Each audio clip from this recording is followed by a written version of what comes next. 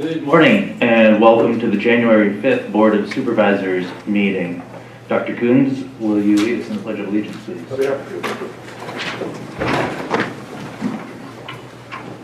Join me in the Pledge of Allegiance. I pledge allegiance to the flag of the United States of America and to the republic for which it stands, one nation, under God, indivisible, with liberty and justice for all.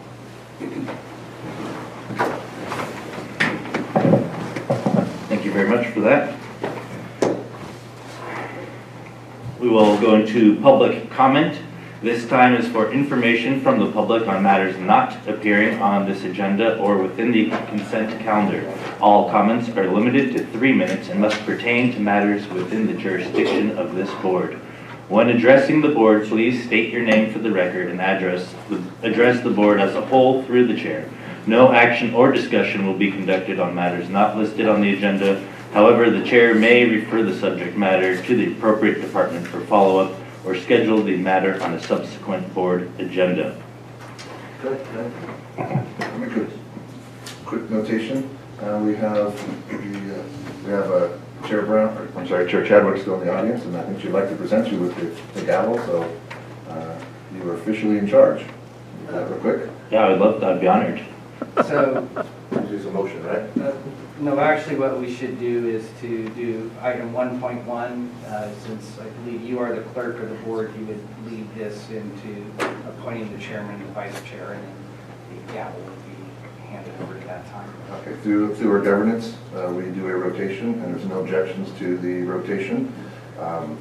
Vice Chair Brown will rotate to the chair position, and I believe Supervisor Frazier would move into the vice chair position, and we have Chair Chadwick in here who would, do we need a motion or anything for that? I do. I'll move for that rotation. A second. All right, we have a first by Supervisor Grove, second by Supervisor Cox. Supervisor Cox, how do you vote? Yes. Supervisor Groves? Aye. Supervisor Frazier? Aye. Supervisor Logan? Aye. Supervisor Brown? Aye. Passes unanimously.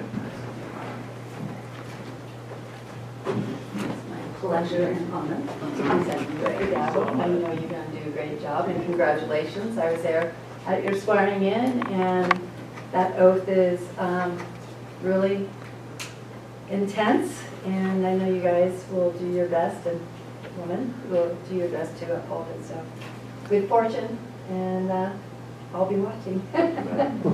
See ya. Thank you, Jeremy. Congratulations. All right. Then we will go back to public comment now. And Emma, do you know if there's anybody on the Zoom that has public comment they'd like to state? Yes, we're going to start with Veronica Kelly Alves. Good morning. This is Veronica Kelly Alves with the Weaverville Douglas City Parks and Recreation District. I wanted to say good morning and Happy New Year. I'd like to welcome our new supervisors, Liam Gogan, Jill Cox, and Dan Frazier, and welcome back Keith Groves and Jeremy Brown. I wanted to take a moment to reintroduce you guys to the Weaverville Douglas City Parks and Recreation District. As a small special district with very limited district lines, our revenue footprint is small, and we rely on partnerships with the community and the county to provide services and jobs. While our district lines are small, Trinity County as a whole is always part of our conversations and goals. Physical activity for our youth and our adults needs to be a priority for their health and safety.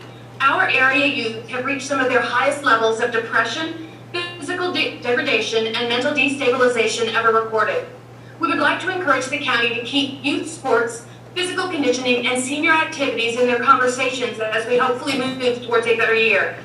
Please continue to partner with us and others to create safe alternatives and opportunities to maintain the physical and mental health of all. Our district, like many others, haven't been part of any funding for COVID-19. There have been no access to the CARES Act funding for special districts. We rely on programming and partnerships to keep staff employed and the lights on, so to speak. Even with reduced staffing hours, our district continues to look for ways to provide what our community needs to stay healthy, both physically and mentally. Sports is a viable economic boost to counties such as ours. We are excited to move towards creating more economic opportunities for the county, as well as physical activities to maintain health and mental stability. And we look forward to doing it together with this board and the county as a whole. And we just wanted to say Happy New Year. Thank you. Thank you, Veronica. If possible too, we can talk offline, but it'd be great to arrange a presentation if you'd be willing to do so, to get more into depth Would love to. on everything that the program offers. Thank you. Would love to. Thank you. Thank you. I believe Tom Stokely wanted to say something. Yes, thank you. Mr. Chairman, members of the board, I'm Tom Stokely. I retired as a Trinity County Natural Resources Planner in 2008 after 23 years with the county, but I have remained active in Trinity River issues since then. I've worked on the Trinity River Restoration Program since 1988, and more recently I was chairman of the Federal Advisory Committee for the Restoration Program, otherwise known as the TAMWAG, until it was disbanded about 2 years ago for what I believe was speaking up about problems with the restoration program. I'm here to suggest that you appoint Supervisor Liam Gogan to be your representative on the Management Council. We have petitions signed by about 300 people asking that you appoint Liam to the TMC. Liam is uniquely qualified to serve as Trinity County's representative to the TMC. Few people know the Trinity River and its citizens more than Liam. He and his wife have owned and operated the Douglas City store for 23 years, never closing for even a day. He has been a licensed, bonded, and insured guide on the Trinity River for 30 years, running the Trinity River Outfitters Fishing Guide Service. Liam was president of the Trinity River Guides Association when it existed, and he represented fishing guides as a member of the TAMWAG to help provide public input to the restoration program. I think that prior to Liam being elected, it was logical to have Keith Rhodes as your TMC representative because of his keen interest and knowledge in Trinity County water issues. However, Keith is a Trinity Lake person, not a river person like Liam, and the restoration program is about the river. Therefore, it's logical that Liam now be the board's TMC representative. To date, the restoration program has failed to restore the Trinity River's fishery populations, despite hundreds of millions of dollars spent and a whole lot of water down the river. While there are many variable factors involved in the poor returns of salmon and steelhead, one factor that has been missing from the restoration program for the past 2 years is public involvement. I'm confident that Liam will bring a fresh set of eyes to work hard to get the public involved again in the program, and also to be sure that you as a board are informed of the various issues affecting the Trinity River. Please appoint Liam as your TMC representative, and I want to thank all of you for your time and service to Trinity County. You don't have an easy job, and I also want to thank Keith for his time on the Management Council. Thank you very much. Thank you, Mr. Stokely.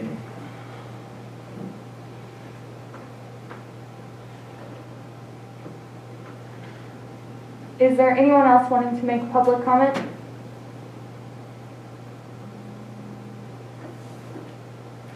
Yes, my name is Russ Giantini, and I would like to make public comment.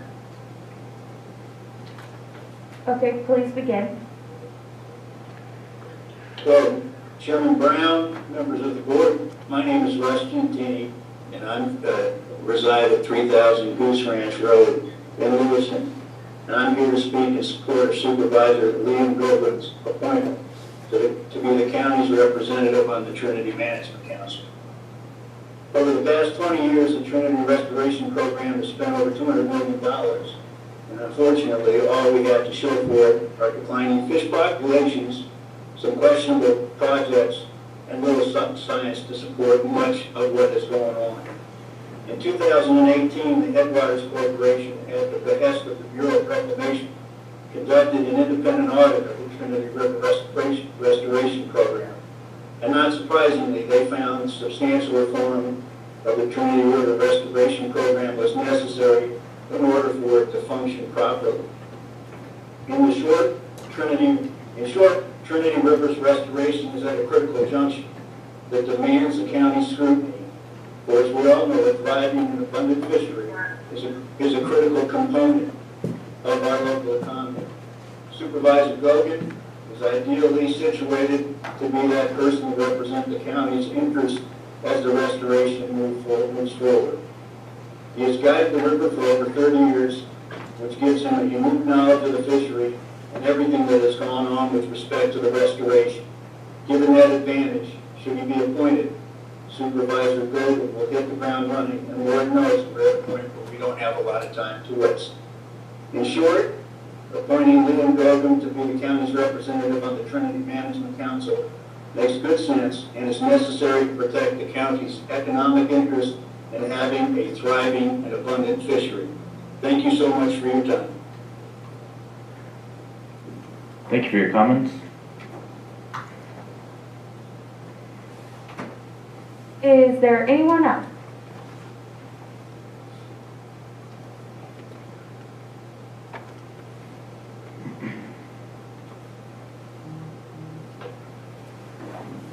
All right. Hearing and seeing no other public comment, we will move on to item 2.1, presentations from clerk of the board. We'll receive a presentation from Amelia Flights with Trinity Resource Conservation District regarding the Trinity County Community Wildfire Protection Plan. No fiscal impact. Amelia. Good morning. Thank you all for having me here today. Again, my name is Amelia Flights and I'm from the Trinity County Resource Conservation District. For those of you who aren't familiar with me, I'm also a member of the Weaverville Volunteer Fire Department and very active in our local community. So thank you very much for having me here today to talk to you about our Community Wildfire Protection Plan, where we are and what our next steps are. Happy New Year, and I look forward to working with you. Emma, are you able to?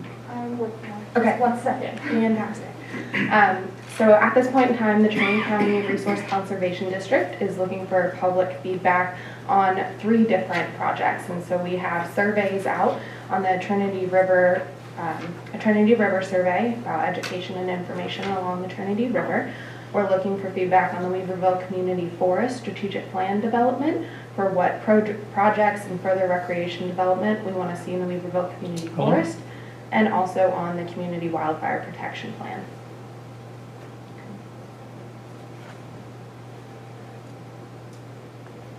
Thank you. So I'm here today for the Community Wildfire Protection Plan. So at this point in time, we have held our community meetings in 2019, in which my partner and I traveled throughout Trinity County to visit 13 different communities. Press next. Thank you. And so in those meetings, we were able to meet with the public and have projects that they felt were valuable and important for the sustainability of their communities and resiliency for them presented. From that, you can press next, we worked on mapping these and prioritizing that. And so that's where we are today. We're in the mapping and prioritizing and in the public review of that. If you can press next, Emma. So there were a total of 263 projects identified in these community meetings, and we are still identifying new projects every day. At this point in time, we have put a closure on acceptance of new projects for January 15th, and that's in mind so that we can get a nice final draft together to present to the board, also the Fire Chiefs Association and the Trinity County Fire Safe Council. With that, new projects will still be accepted later, and we're putting out a public portal that will be similar to the Trinity County Parcel Viewer to see all past projects and proposed future projects.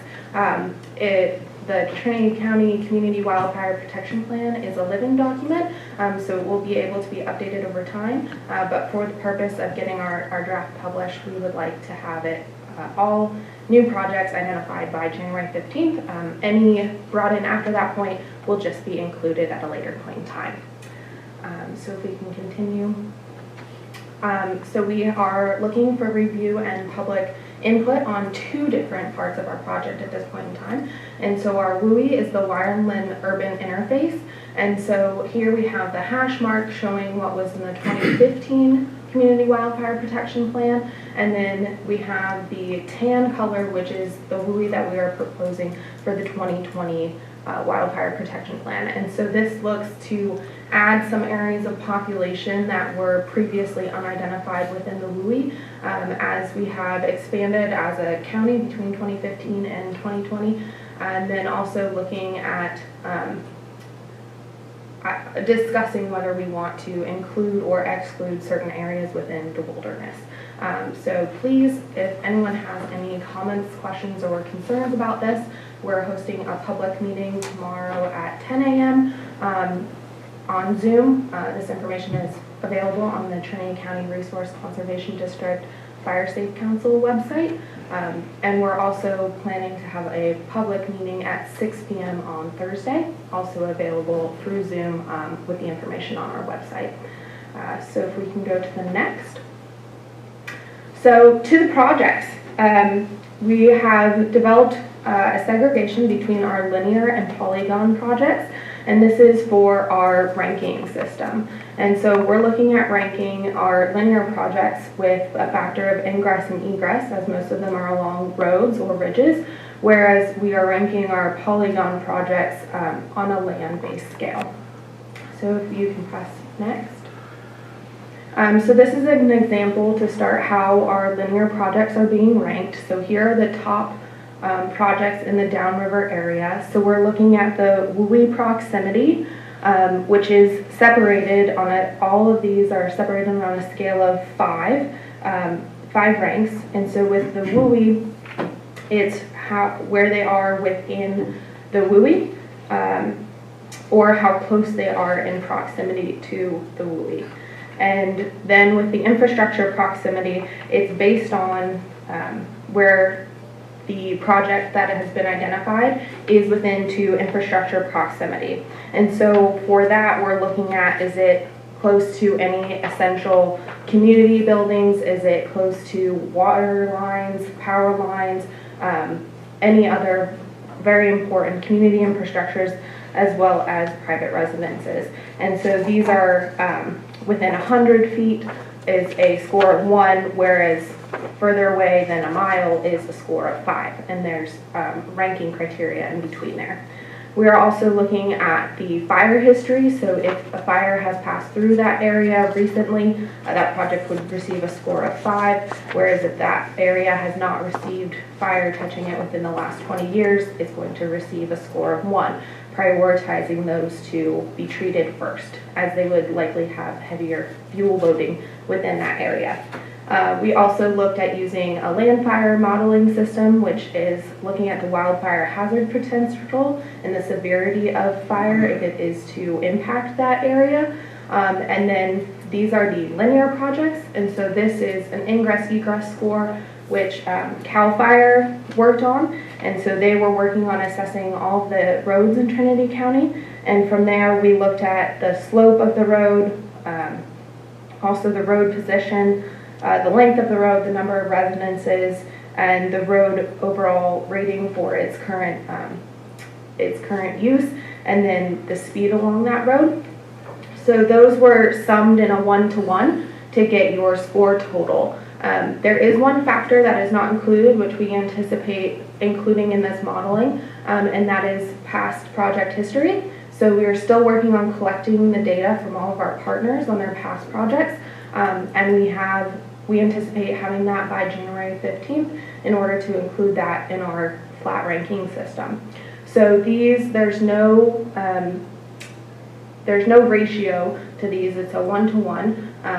And then from there, we just rank based on the outcomes of these scores. And so the South Fork Road is within the WUI. It is close to essential infrastructure. It has no recent fire history. There's high wildfire hazard potential. The ingress-egress is a ranking of 1, looking at needing addressed. And that gives it a total score of 5, and therefore it is the priority project in this area. So if you can move to the next one. So when we then map these projects, they will be mapped and they're identified by their project number, so you can see them across the landscape. And then we also are mapping the polygon projects, if you can go to the next one. So it is the same ranking system minus the ingress egress. And again, we will be adding in the past history of recent projects. That ranking system will be similar to the wildfire history, so if there have been recent projects, then it will not be a priority, but if there have not been, then it will be a priority. And so if we look into the polygons, it is currently following the same purple scale from high priority and a dark purple and low priority and a light purple. We are looking at changing this color scale so that it is more colorblind friendly for the final document. So at this point in time, for every single area, as there are 5 different zones, downriver, South Fork, Southern Trinity, Middle Trinity, and North Lake, all of those districts have their drafts published on the Trinity County Community Wildfire Protection Plan website and are available for review. At this point in time, if you have any questions or comments, please let me know. Supervisors, do you have any questions you'd like to ask Amelia?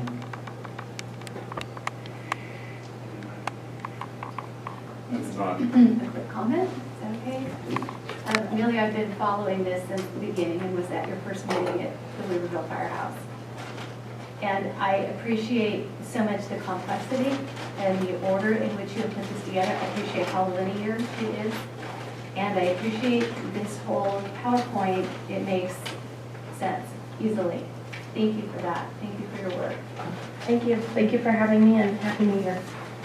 Amelia, I have a question. Yeah. As far as the implementing the projects themselves, who would be actually implementing boots on the ground those projects, just through the RCD, or do you guys contract with other groups to do that? And is the main funding coming from grants that you guys seek out after the completion of these, after the final draft is approved and all that?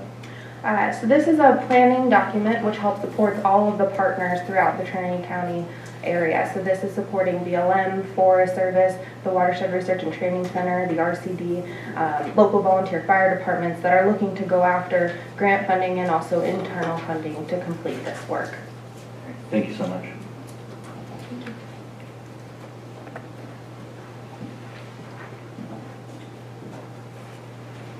I believe we're going to go to item 2.2 and receive an update regarding the coronavirus and Trinity County. Dr. Coons, I'm not sure if Marcy is going to be. Yeah, I just saw her log on to Zoom, and she's got about 5 minutes, I believe. Okay, thank you. Marcy, Good morning, supervisors. Thank you so much for the opportunity to update you. As you know, vaccine rollout is happening very quickly. I know you've heard, we're building the plane as we're flying it, and that is truly happening.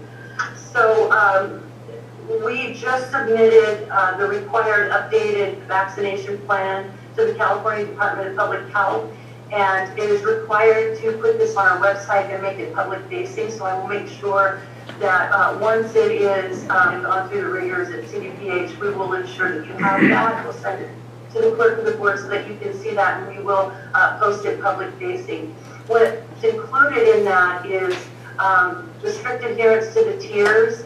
Vaccinators are held to vaccinating those in the tiers as they come up, and based on the quantity of vaccine that we have. So we're balancing two things. We're balancing the amount of vaccine that we have and vaccinating each group within the tier.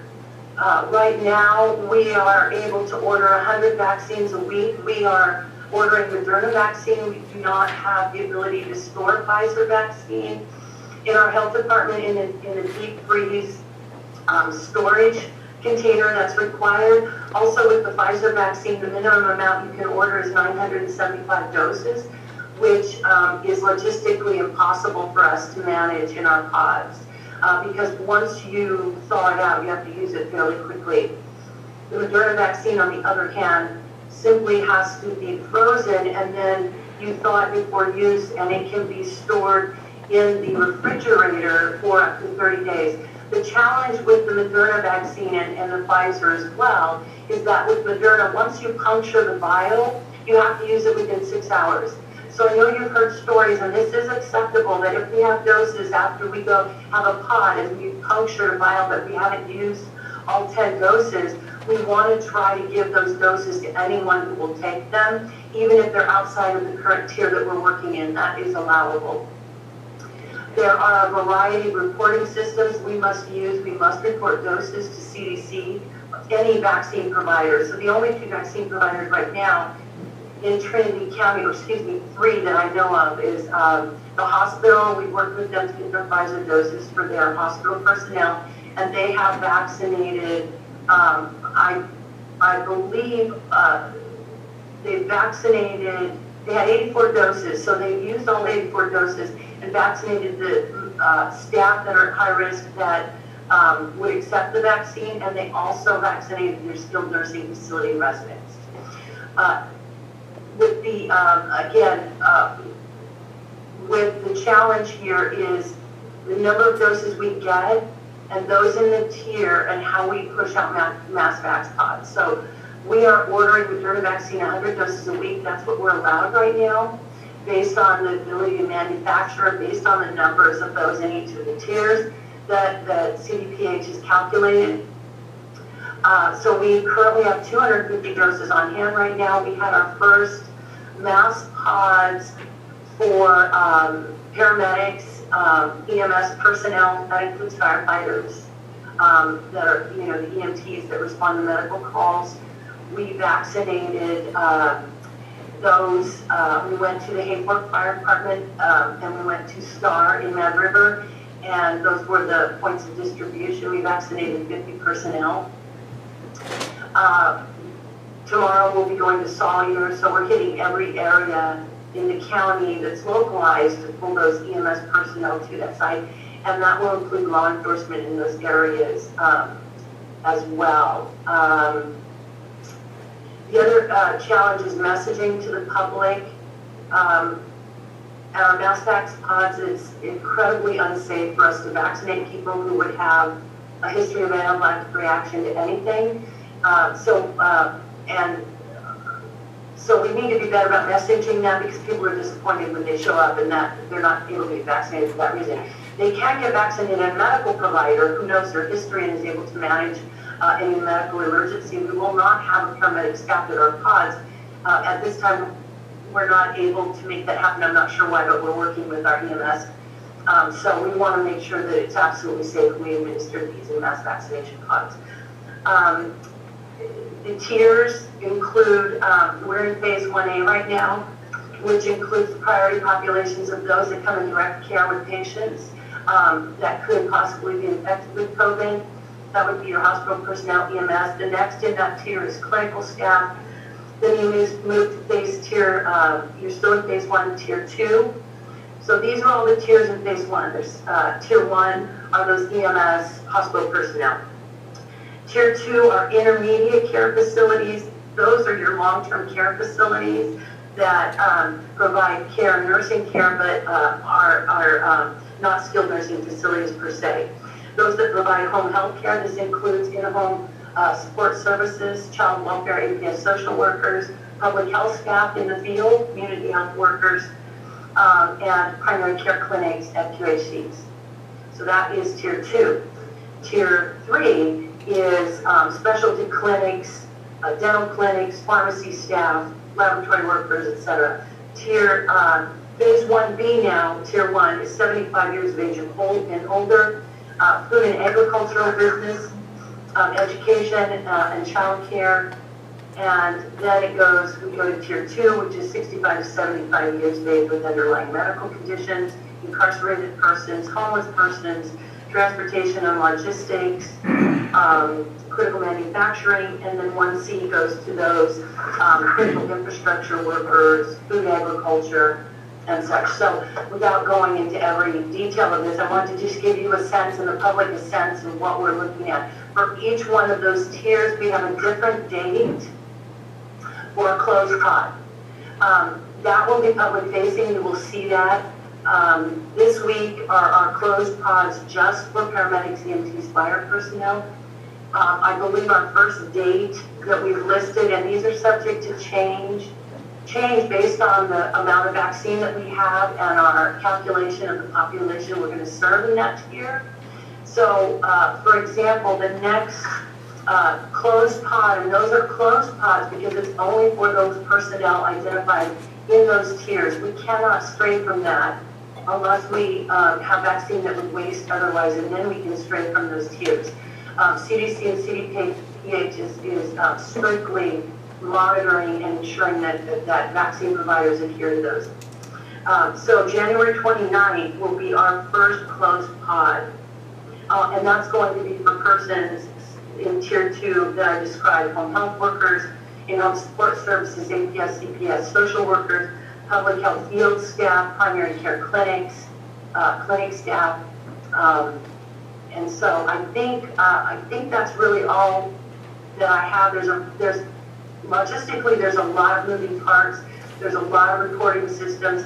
We're working with the state to try to get more vaccinators because the more logistically challenging is that you must monitor people for 15 minutes after they get the vaccine. So in a mass drive-through with high throughput, we have to figure out how to manage to that 15-minute calculation with regard to the throughput and how we do that. So we're working on all those things, and that's really where we're at right now. I'm happy to answer any questions.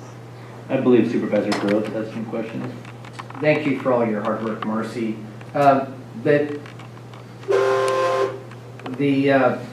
You're saying you're getting 100 doses a week. We have 2,000 people in the phase 1, so that's 20 weeks before we even get to the public. Is that realistically what's going to happen?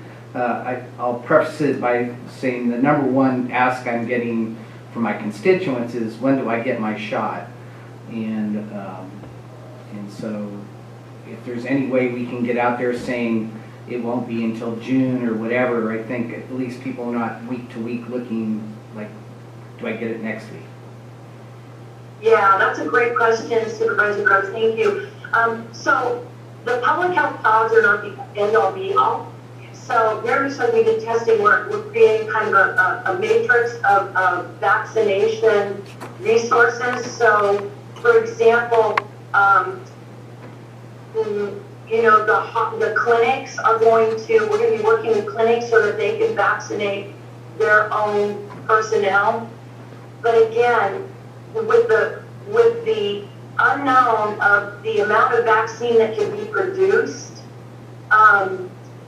it's still a little bit of a challenge to know exactly when we'll land for the public. I do know that pharmacies are also going to be positioned to administer vaccine.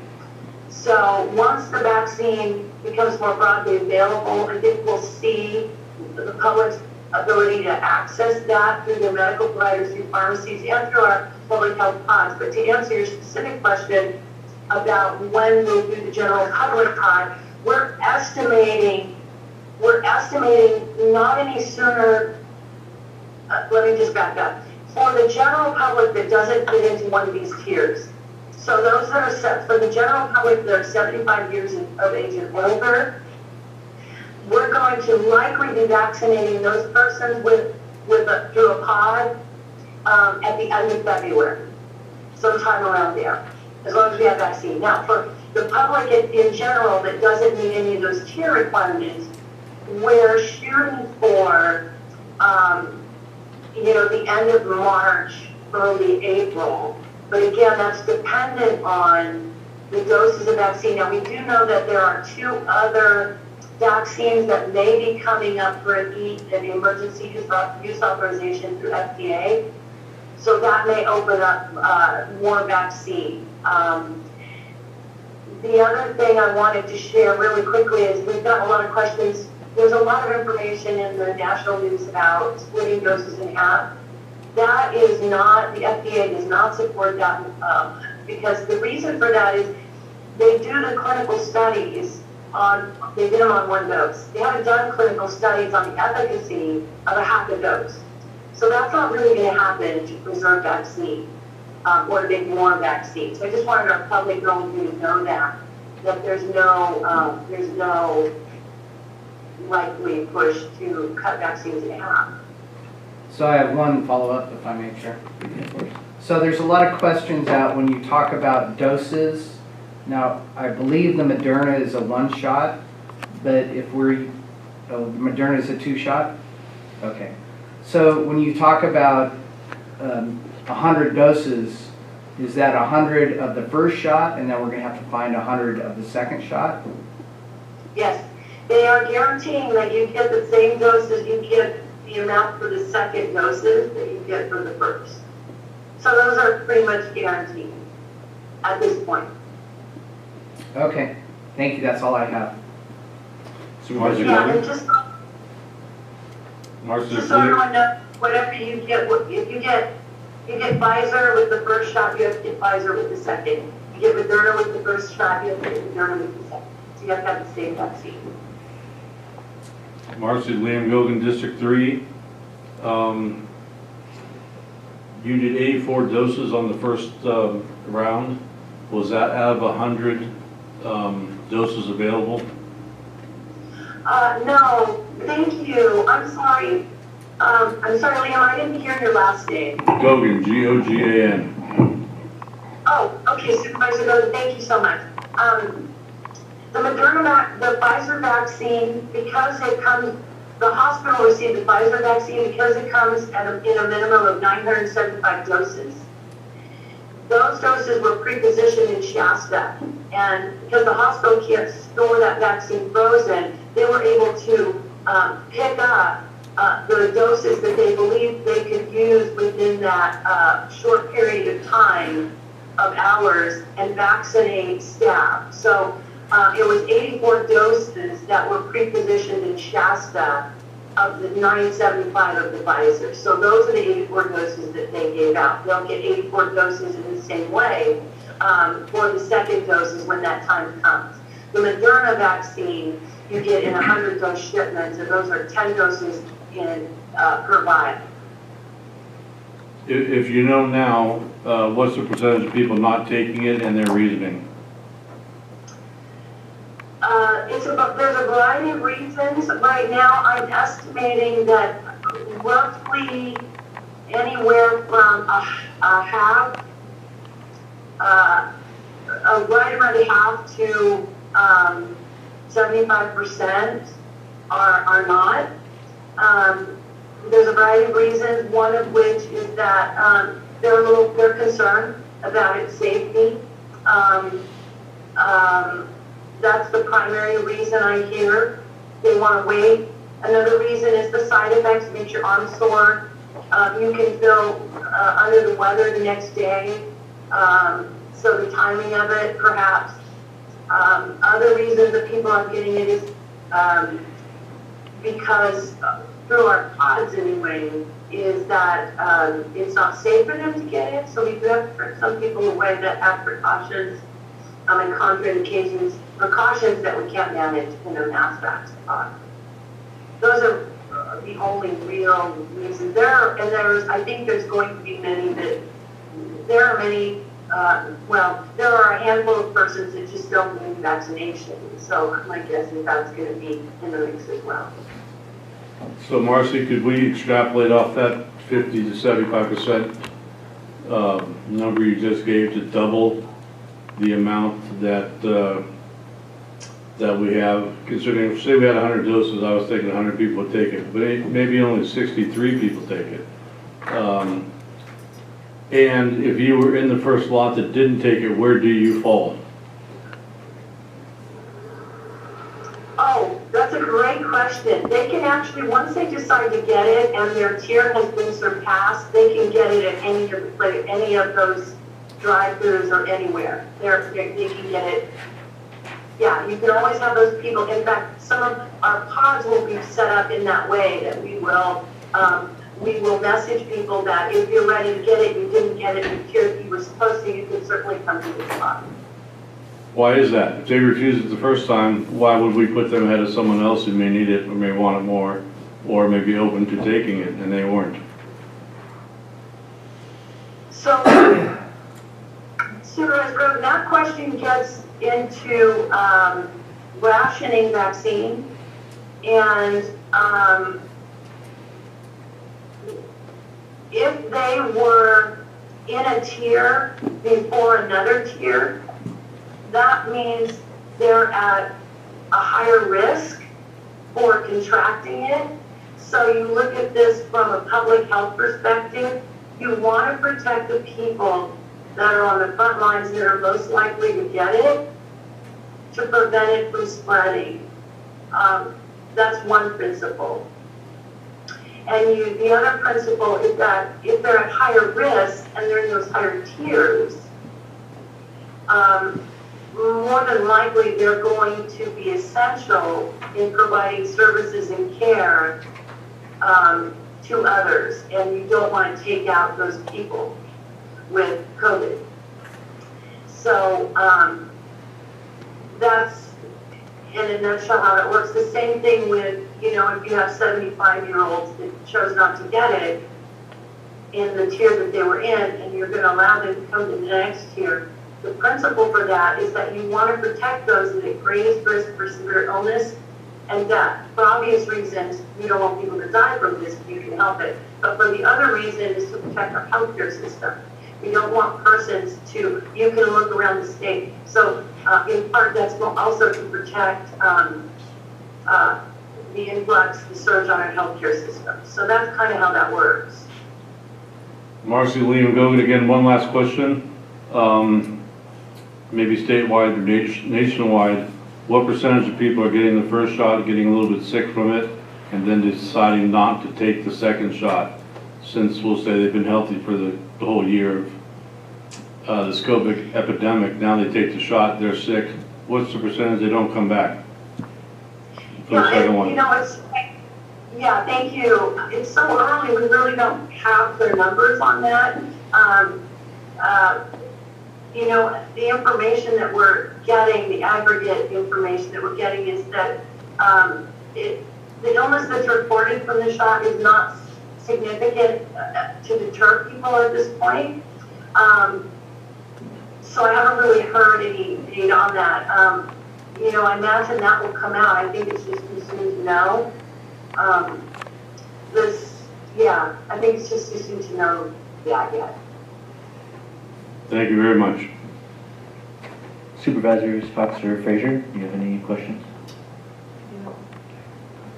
RC Supervisor Cox, is there anything that has been created so far that coordinates the rate at which a community receives the vaccination with the rate at which we get to reopen or jump from tier to tier? I'm sorry, I couldn't quite hear the first part of your question. Yes, speak a little louder. Okay. Marcy, can you hear me now? Yes. Okay. I was wondering if there is anything that has been handed down to you that correlates the rate at which a community receives the vaccination with the rate at which we are able to jump from tier to tier, reopen our businesses, and so forth. That's an excellent question, and we will start to see that information. Again, I think it's just too soon. If I understood your question regarding the impact the vaccine will have on our ability to reopen, is that correct? Yes, that's what I'm wondering. Yes. So it for now, it's definitely going to have an impact. It's just to vaccinate sufficient people to get to a point of community immunity, what's called herd immunity, also, is going to take quite a period of time. And so very much for the reason Supervisor Duggan brought up around people, then going, okay, I think it's okay, safe, I'll take it, that's down the road. So what we really want to emphasize is to continue. This is one tool, and it's a really important tool. But right now, what we need to do is the vaccine is one tool. We must continue to mask, social distance, good hand hygiene. If you're ill, stay home, get tested. All of those public health principles that are in place right now must stay in place because it's going to take a while to settle things to the point that our healthcare system is not in crisis. Our healthcare system in California is absolutely in crisis. Thank you so much for your time, Marcy. Yes, my pleasure.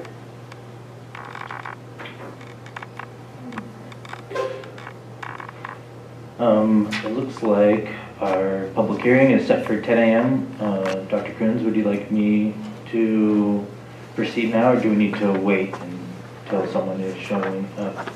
Yeah, I think it's appropriate to move on to consent, and then we can, Oh, is that what we do next? yes. Yeah, I think that's appropriate, and then we can push the public hearing back just a few if need be. Oh. Consent calendar. These items include routine and non-controversial matters that will be acted upon by the board. One roll call motion. If a member of the public has any questions or comments on an item on the consent calendar, they may provide them now. A member of the board or staff may request an item be pulled and considered separately. Are there any members of the board or staff members that would like to pull any items? Chairman Brown, could we get a quick explanation for the new board members exactly, because since we have changed the rules of this? Okay. You'd like that from county council? Or? Whoever can explain it. I'd be happy to give it a shot. Okay. Okay, in the past, we had the public had the ability to ask that item be pulled from the board, and we would pull it at their request. That has changed since January 1st in this new board through our manual, and what we do is if a member of the public would like something considered by the board, they have 3 minutes to discuss their issue. The board at that time then, if they decide, yes, that's a valid point, I'd like it pulled, then a member of the board would pull it. Otherwise, we would say thank you, and sometimes what will happen is the chair will say, maybe that's the best for the CEO or the director of transportation. We'll have them reach out to you and answer that question individually. So the member of the public can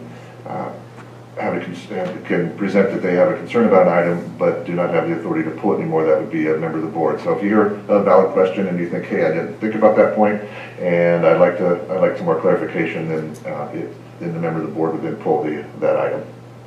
And Dr. Coons, would that be typically the member of the public that resides in the supervisor's district that supervisor would want to adopt their concern, or can any supervisor from any district choose? Any supervisor from any district. You guys have any questions about the policy? Not at this No. time. All right. I do have an item to pull. Is that the time to do so? Yes, please. 3.2, please.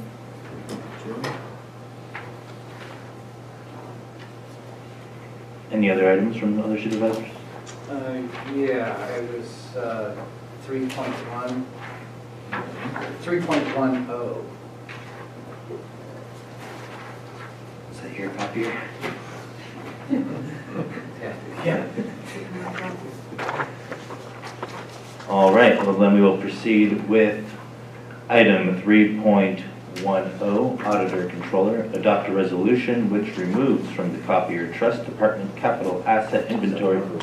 You want the one for transportation, I believe. Yeah. Chairman Brunt, usually we would take a motion on the remainder of the consent calendar Okay, and then go into the items that were pulled to be considered separately. all right, thank you, Susan. Emma? So I would move to adopt the balance of the consent. Do you have a second? I'll second that. Motion by Supervisor Groves, second by Supervisor Frazier. Supervisor Frazier, how do you vote? Aye. Supervisor Groves? Aye. Thank you. Supervisor Cox? Aye. Supervisor Bogan? Aye. Supervisor Brown. Aye. Thank you. Oh, item 3.2, child support services. And I'm sorry, did we do the public comment part of this? We kind of got sidetracked. Well, he mentioned it, then I did the explanation, so I don't know if we technically did, so. Okay. If there are any members of the public that would like to see an item pulled from the consent calendar, please speak up at this time.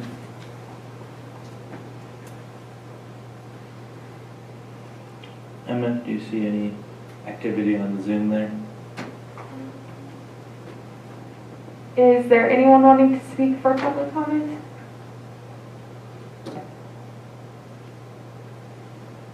No, I'm not seeing anyone. Okay. We'll proceed to item 3.2, child support services. Approve amendment number 11 to the agreement with Angela's Custodial Service, extending the term to January 31st, 2022, updating Exhibit B and increasing the maximum cost by $3,744 to provide janitorial services. No impact to the general fund expense to child support budget. Supervisor Cox? My concern is not so much with whether or not this money is being well spent. I'm very much convinced that it is. The concern comes with the manner in which it reads. I think it's confusing to the public. So I had a great conversation with Diane Dara. She's the staff services analyst. And I have asked her to be here this morning, which I think she is, just to provide explanation so that people can understand that the reason it looks like there is an increase of $3,744 in salary being paid out, that's not the way it really is. It's more that an entire contract over an 11-year span of time is increasing by that amount because there is a new contract being made. So Diane, are you online and available?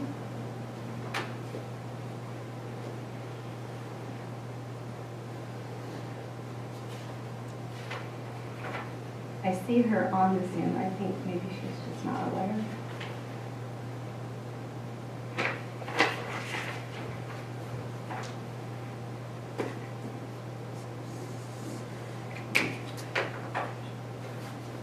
Well, I think you did a great job of explaining it. So, unless you'd like to keep trying, we could move on. No, that's fine. To me, when I ran the numbers myself when I looked at the attachments to the agenda, and it would appear at glance, if you didn't know how that worked, that there was anywhere from a 12 to 105% increase per year. And I just think that the explanation to know that it really is being spent fiscally well, I just appreciated that. It looks like she's available. This is Diane. Can you guys hear me? Yes, we can. Hello? Okay, I'm sorry. I am having technical difficulties over here. I drove over to the library this morning, but I couldn't get in. So I came back over, and I'm using 2 computers and a phone to get to the meeting. So I apologize for that. Thank you for working so hard. I'm sorry.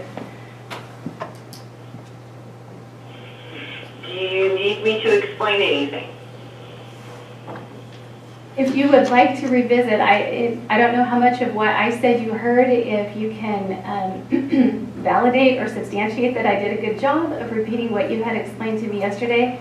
I don't mean to spend a lot of time on this. I just felt that it was really confusing, and I think that it's really good for the public to know that the money being spent is not literally an increase by that amount. It's an increase in a contract over a 10 or 11-year span.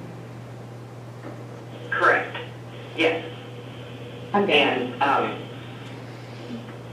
okay. All right, thank you so much for your time. Just a housekeeping question. If the item's been pulled, I guess maybe a question for Susie or Richard, do we need to approve it separately outside of the consent? Okay. So I would be looking for a motion on item 3.2. Being that guy, in our new rules, does the public get to comment on a poll item? Doesn't look like it. Yes, this is Margaret. The answer is yes, the public. The voice says yes. So some of your lawyering is worn off since I sat in your seat for so long?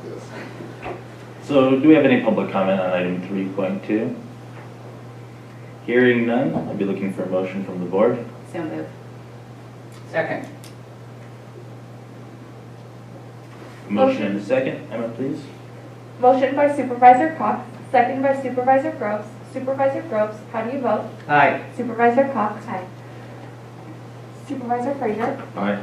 Supervisor Gogan? Aye. Supervisor Brown? Aye.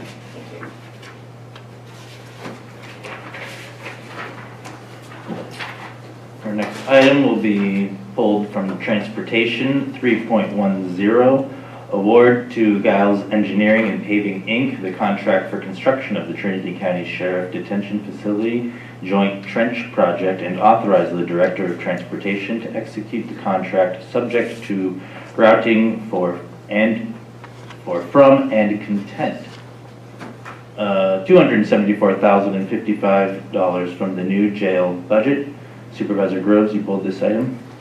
Yeah, good morning, Rick. I just wanted to have you explain that this is coming from the existing jail budget and this is not new money that we're having to find from someplace else. Is that correct? That is correct. This was something that was determined that was going to be needed for the jail years ago. And so what we had done is we set aside, actually it was $510,000 for the water line and an additional $100,000 for off-site utility tie-ins. And so this was already budgeted, and actually the project right now, as it was bidded, has come in under budget, so we're doing pretty good on that. Thank you for your time, Rick. With that, I have no further questions. All right, any other questions from the supervisors on this item? Seeing none, I would be looking for a motion. Public comment? Oh, we'll move to public comment on this item. Emma, do you know if there's any public comment out there on Zoom?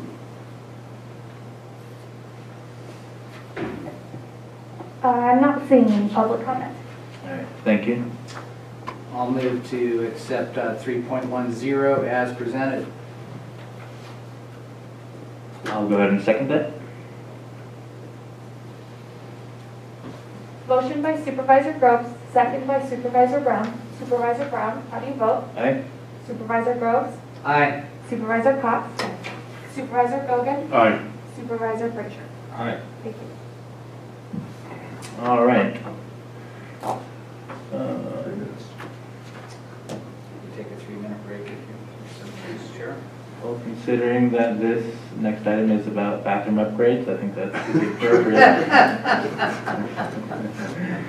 We'll go ahead and break until 10 o'clock. Thank you.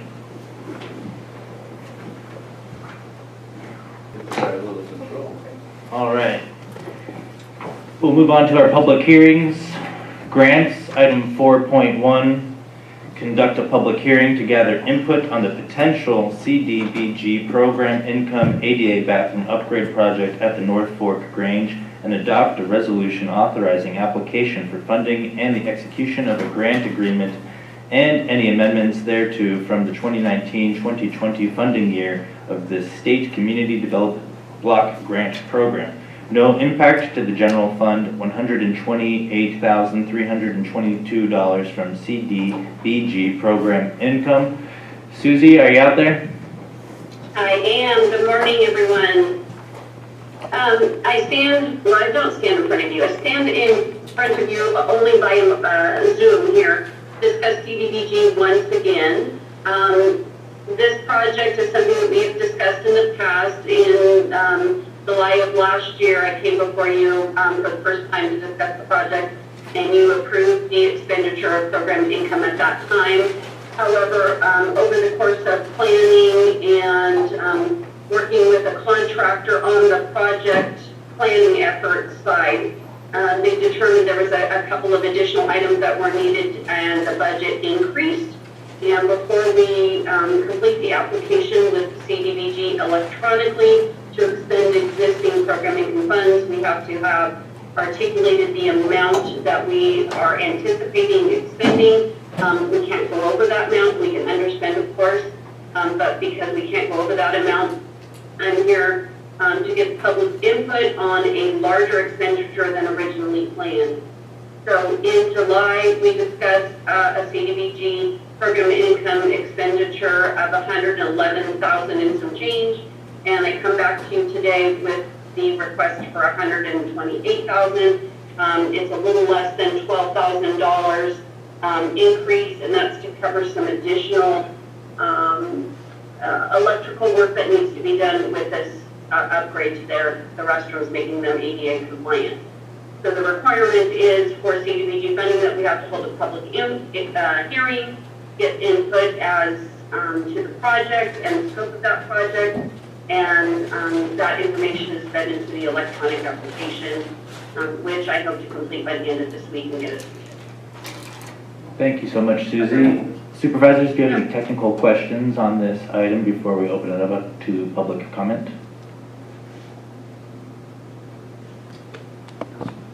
Hearing none, Emma, are there any members from the public that would like to comment on this item?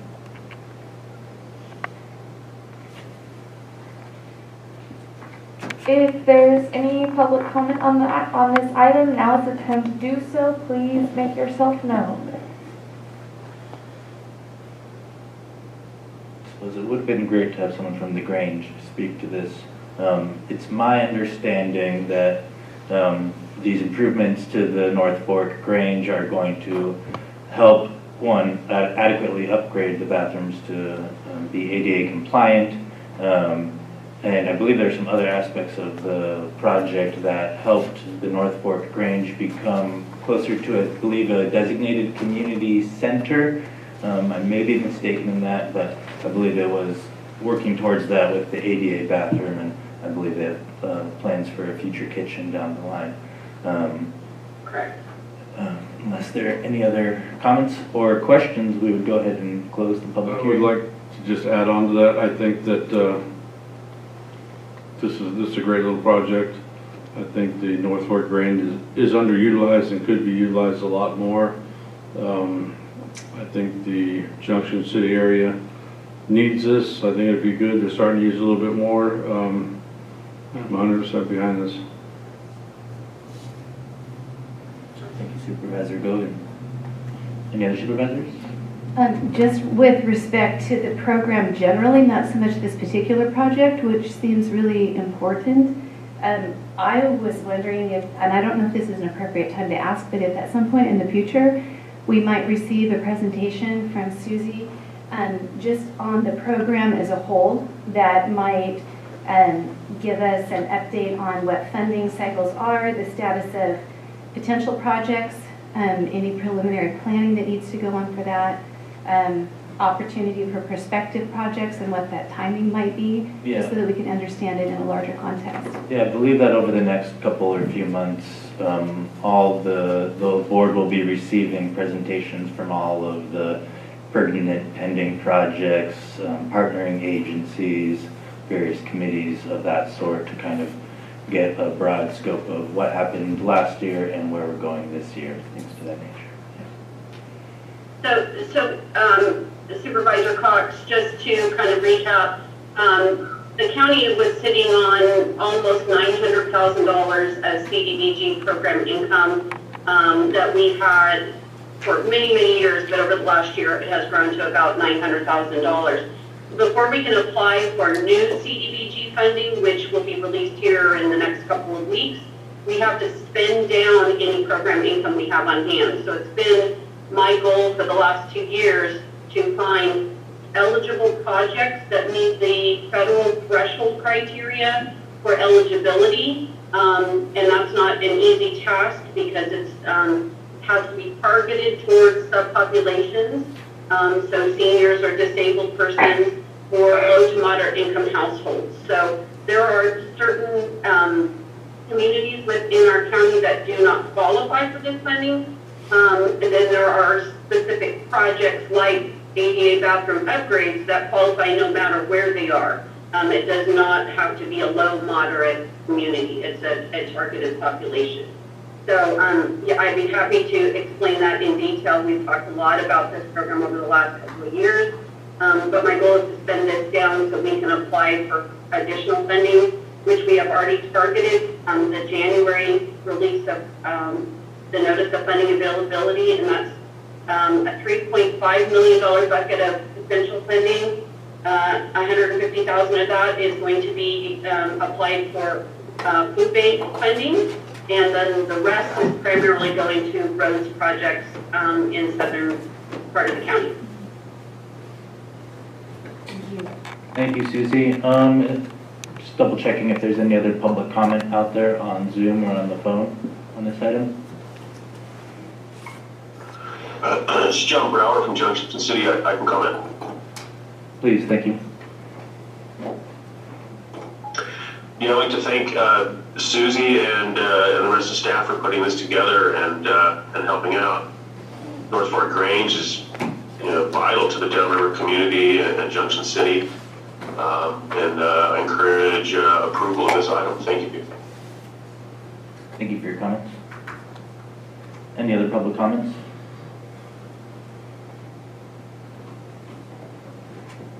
Hearing none, we will go ahead and close the public hearing. And I would welcome a motion. With that, I would move to adopt 4.1 as written. Second. Motion by Supervisor Groves, second by Supervisor Cox. Supervisor Cox, how do you vote? Aye. Supervisor Groves. Aye. Supervisor Gogan. Aye. Supervisor Frazier. Aye. Supervisor Brown. Aye. Thank you. Thank you.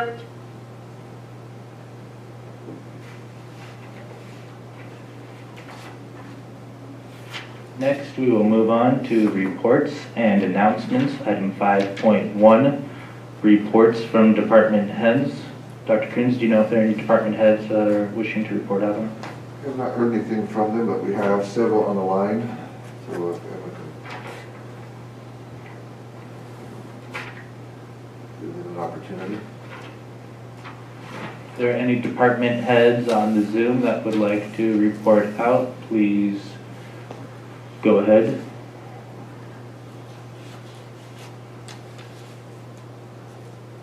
And if we have none, then we would proceed to report from counties. Oh, Mr. Chair.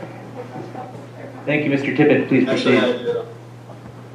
I'm sorry, I did not have quick enough fingers on the mute button. I do have a couple things to report out. First, I'd like to start with the August fire. We continue with recovery on that.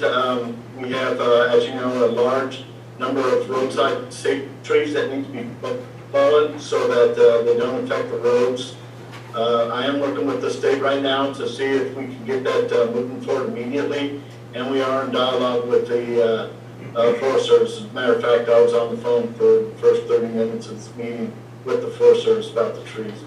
But that is moving forward. The other things that we're concentrating on right now is replacing the signs, which are on order and should be going up pretty soon. And we have a little bit of striping that we have to replace, but that will be after the winter is over, so that we can get the paint to adhere to the pavement. We also are looking to replace all the metal beam guardrail wood posts that burned. And one of the things that current standards requires that we come back with metal posts instead of wood posts. So anywhere where one section of the guardrail burned, we have to replace the whole guardrail with metal posts instead of wood. So that'll be coming pretty soon. The ones that will be take a little longer are the culverts, and really the culverts split into two groups. One group is culverts that can be done by our maintenance crews, which are culverts that are usually about 5 feet deep. But we do have several culverts, approximately 15, that are anywhere from 5 feet to 40 feet deep. And those we're going to contract out, and we are actually looking at changing the material so that we don't have these type of problems in the future to concrete, and that's something I'm working out with FEMA right now to hopefully get them to pay for the updated material. And then last thing we have is slope stability. We're looking right now at our preliminary estimate for the damages on South County is around, it's approaching 20 million. I have a feeling it's going to land somewhere between 20 and 25 million dollars.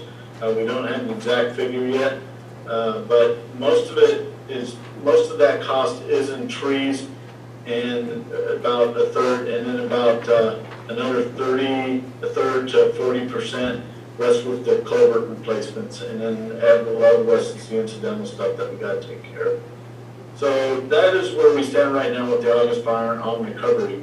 As far as how this fits in with everything else going on, we do have, we are still working on the 2017 and 2019 storm damage projects,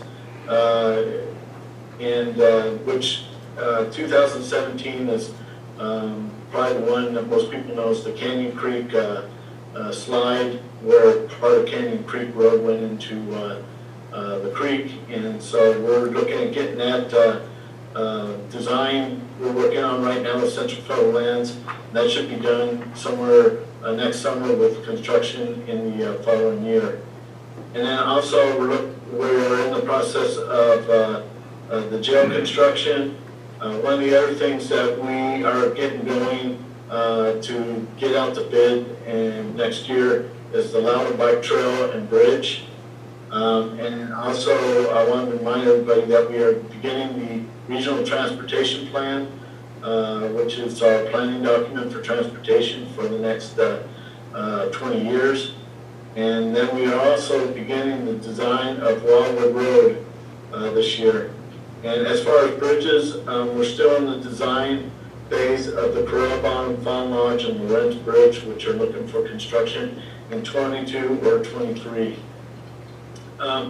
Just real quick, construction next year that's expected is we have a $8 million ER project, which is emergency relief. That's from the 2017 storm damage on system roads, which are the main roads, like Mad River Road and Rusina Road between Van Dusen and Xenia. Those are all being done again with FHWA's assistance. And we're looking at going to construction at the first part of next summer, or this summer, sorry, in 2021. And then also we have a Federal Lands Access Grant program, which Supervisor Frazier should know because it goes right past the front of his house. And that was selected many years ago, but construction was programmed for this summer. And then as we've been working ever closer to, we look at starting the traffic signal and getting it to take about a month, the traffic signal at Lance Gulch and Highway 3, or 299, I'm sorry. And that is expected to be around April of this year. So just in kind of closing, on the storm damage, we've had $15 million in 2017, $20 and $25 million from the August fire, and close to $5 million on the 2019 storms. We are about $40 million of damage in the last 5 years of storm events that we've had. So that has a significant impact to our department, and that's why we are really going to outside agencies to get help to get some of this design done so we can get these repairs constructed and taken care of.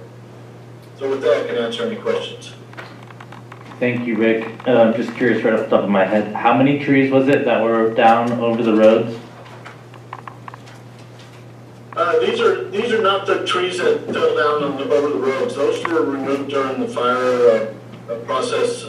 These are the dead standing trees that remain along the side of the road. They call them road hazard trees, and the reason being is they're a hazard of falling over onto the road. And so we're going in the process right now. First, we have to define property lines and get an arborist to determine exactly how many trees we have. Our estimate right now is between 3,000 and 1,000 trees that need to be removed. And do those go up for salvage logging or no? Absolutely. One of the things that I've emphasized all the way through that is that this is a resource. This is a Trinity County resource, and so it needs to be treated as such, and we need to do everything that we can to dispose of the trees in a productive manner, which either it's sent to processing at a mill, or if we can't get it there, it's possible biofuels or different types of activities that we can do. I really want to not go to the what I've seen in the past on other projects, which is cut the tree and becomes firewood material. And the Forest Service, fortunately this is in Six Rivers National Forest, we didn't have any damage in Shasta Trinity Forest. And Six Rivers absolutely has that position that they also see it as something that they want to make sure makes it to the mill rather than just staying on the ground. Thank you for answering that. I believe Supervisor Groves has some questions. Yeah, Rick, I'll follow up on what you just talked about. So on the Forest Service lands, are we running the salvage sale and receiving the money for the salvage logs? Or are you being totally reimbursed by the federal government and then the Forest Service is going to sell the salvage logs? How is that working? Do we make any money off of the trees or not?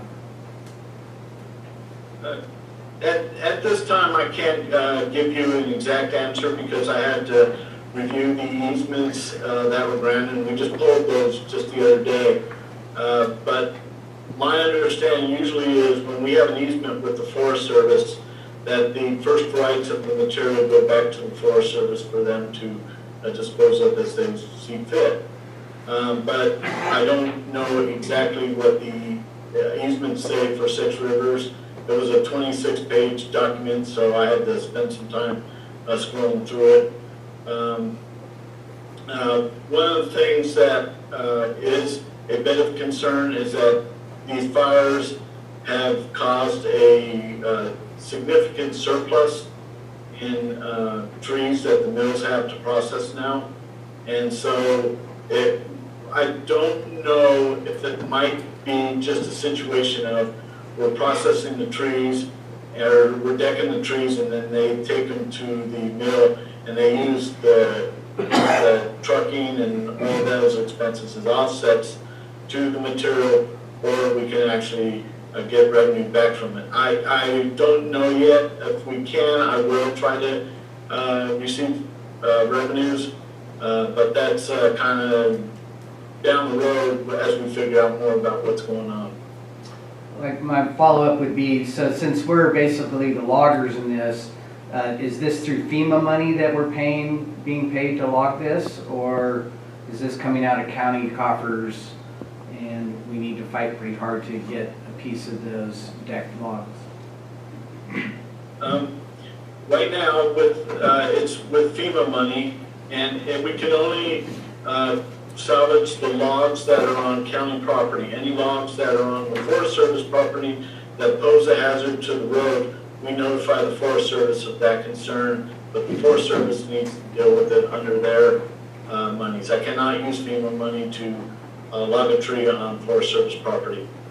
As far as the FEMA money, that's reimbursed at a 75-25 reimbursement rate, and then when the FEMA dollar, when we get a reimbursement check, they also apply to that 25% that's remaining, they apply another 25-75% split, where the CDAA, which is the California Disaster Assistance Act, covers that 75%. So we end up at 6.25%, which we have to fund on these recoveries.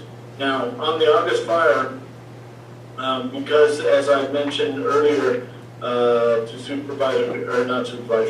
Director Garamendi, that we had Garaducci, we had numerous events that have stretched our funds that we have available for roads, and we've used a significant amount of our RMRA money, which is road maintenance and rehabilitation account, to 2017 storms and other events, that in the August fire, we believe that we really do need to ask for 100% reimbursement. And that's something that I was planning on starting to work on to request from Old Cowboy, yes. And if that would be the case, then it's 100% covered. And they seem to have been a little more sympathetic to the smaller rural counties that have already put up a significant amount of their money to make road repairs. All right, thank you, Rick. Anything else, I'll get a hold of you offline. Rick, I have a question for you. Liam Gogan, District 3. Is this similar to the same thing that happened during the car fire? And was it beneficial financially to our county with the disaster trees or down trees? Being that was a couple years ago. The unfortunate thing about the car fire was the county was not in the declaration area. It was only Shasta County that was declared in that event. So Trinity County, other than some of the FMEG money it got for fighting the actual fire and the evacuations, we had no funds for mitigations or restoration after the fact. So that was one of the very probably the most frustrating things, was to see the assistance that went to our joining county, and then we could not get any in our county. And that's one of the reasons why we were making a big issue at the beginning of this fire, was we wanted to make sure that we didn't get left behind like we did last time. Did not it's hard to believe, but go ahead, Rick. I was going to say, it's hard to believe that these fires do follow, or when it comes to disasters, they follow geopolitical boundaries. They do not follow the fire footprint. So that none of that car fire fell into Deadwood Creek Range, and that wasn't Trinity County property there? Yeah, none of that was available for assistance. We couldn't even get Cal Recycle to come in and clean up the properties. We were all on our own on that. Liam, it was in Trinity County, but we didn't have enough damage within the county to declare it a disaster. So people were on, us and people were on the run on that one. Fair enough. Yeah, Supervisor. Yeah, I do want to point out, Supervisor Groves will probably attest to this. It was not on part of a lack of effort from the county. We did make quite a stink about it and pushed a lot of folks for help, and it was unfortunate that it didn't get reciprocated and come back to us. Are there any other questions from Supervisor Cox or Supervisor Frazier? All right, thank you, Rick, for your time. We will now move on to county matters. These items, what's the I miss? Yeah, I have to say I have nothing to report, and then we have. Oh, I'm sorry, I just scrolled And I don't down. know if there's any more county department heads. There we go, thank you. I know Rick took everybody's time. Are there any other department heads wishing to speak at this time? I messaged everyone that was online, and the one that replied, they did not have anything to report. They might not have known how to reply on Zoom, so we can give them a moment, but I don't believe so. All right. Dr. Coons? Yeah, nothing to report at this time, thank you. All right. May I ask you a couple questions? Yeah.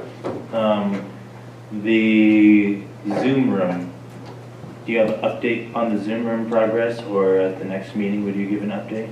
Yeah, we can give an update. We actually have a meeting this week on it, don't we, Susie? Tomorrow, yeah, so I'd be happy to give an update at the next one on the progress. We should be able to finalize everything tomorrow.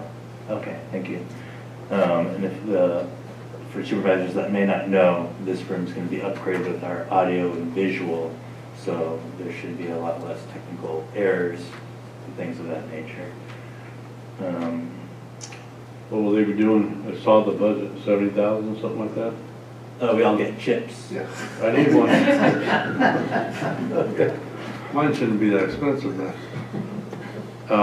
What are they planning on doing? Yeah, this will end up being what they consider a Zoom room, so rather than having each individual person having to log on, the entire room will be logged on. We should have monitors for each board member that'll be in the dais. The microphone system, you're not going to have to push a button. It'll be live when you talk. We'll have a couple screens, I believe, behind. Is that what we're talking about, Susie? A couple of actual monitors behind. And then, what's that? Just one. Okay, we'll monitor behind so the audience participates. So essentially, where we're all sitting here right now looking at our computer, we don't have to do that anymore. We'll just be, it'll be one system, one, we're not having, because right now you see we have a couple computers hooked up trying to, it's all going to be under one system, improve the audio system, so replace all these speakers, so should be a much more fluent system.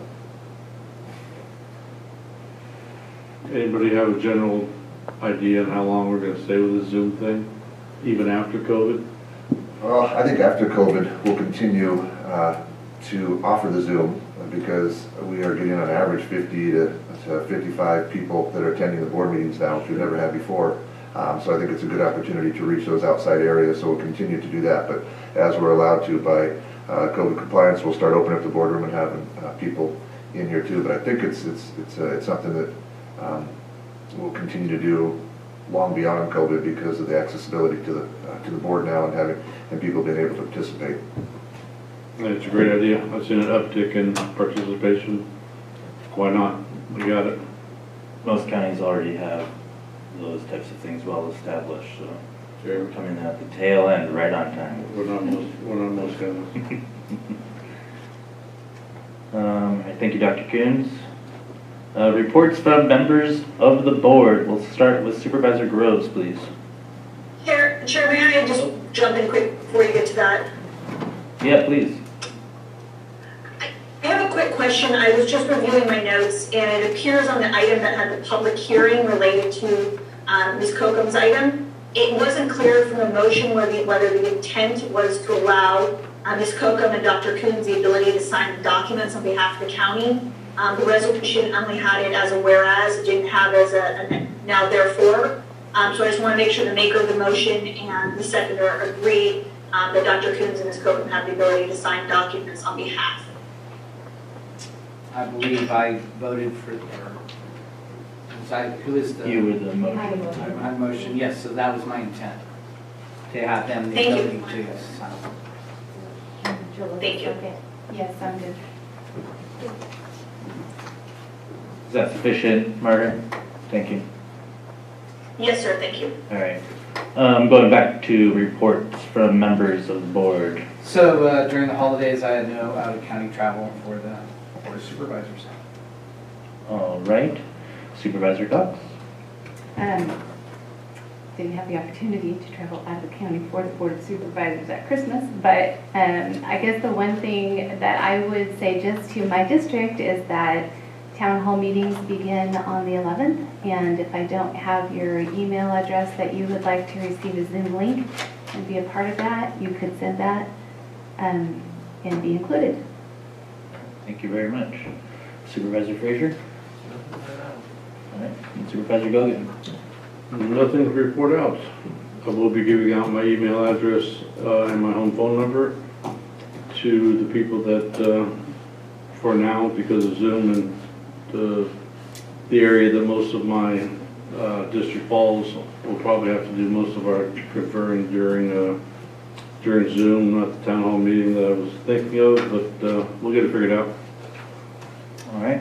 And I also had no out-of-county travel, no board meetings, and I would like to just take this time to welcome the new supervisors to the board. I'm sure it's been a long journey for all of you. The last 2 years for me have gone between incredibly slow and incredibly fast. So I look forward to these next 2 years sharing this time with you guys and hopefully getting some stuff accomplished. Thank you for being here. Having said that, I believe we can go on to county matters. These items include non-routine or controversial matters that are listed alphabetically by department. A member of the board or staff may request that an item be heard out of order.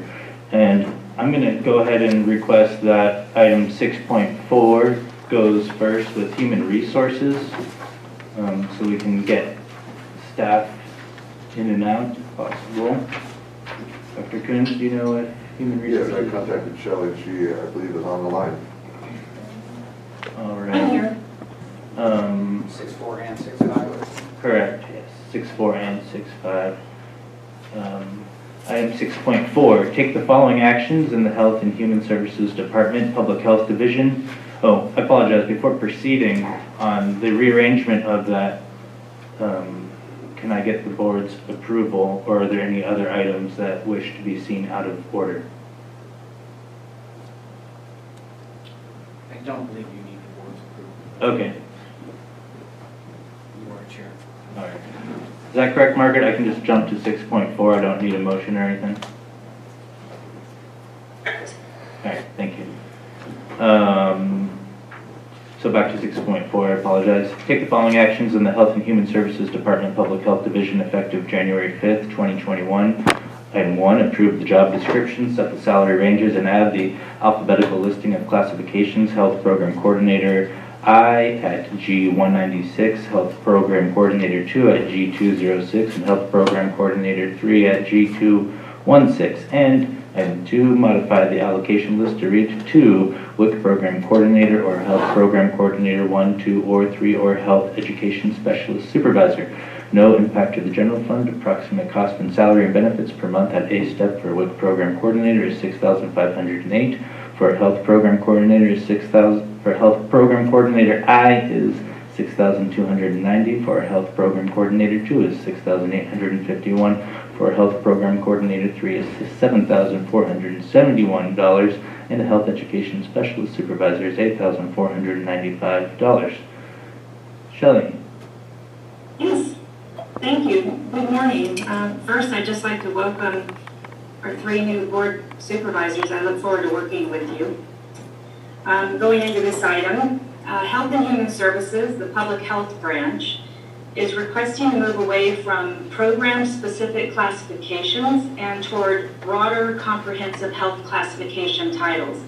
And an example would be a classification title that had the WIC acronym in it, which would, we're looking to broaden this. So an employee who holds a broader title allows for greater flexibility and improved community service and response.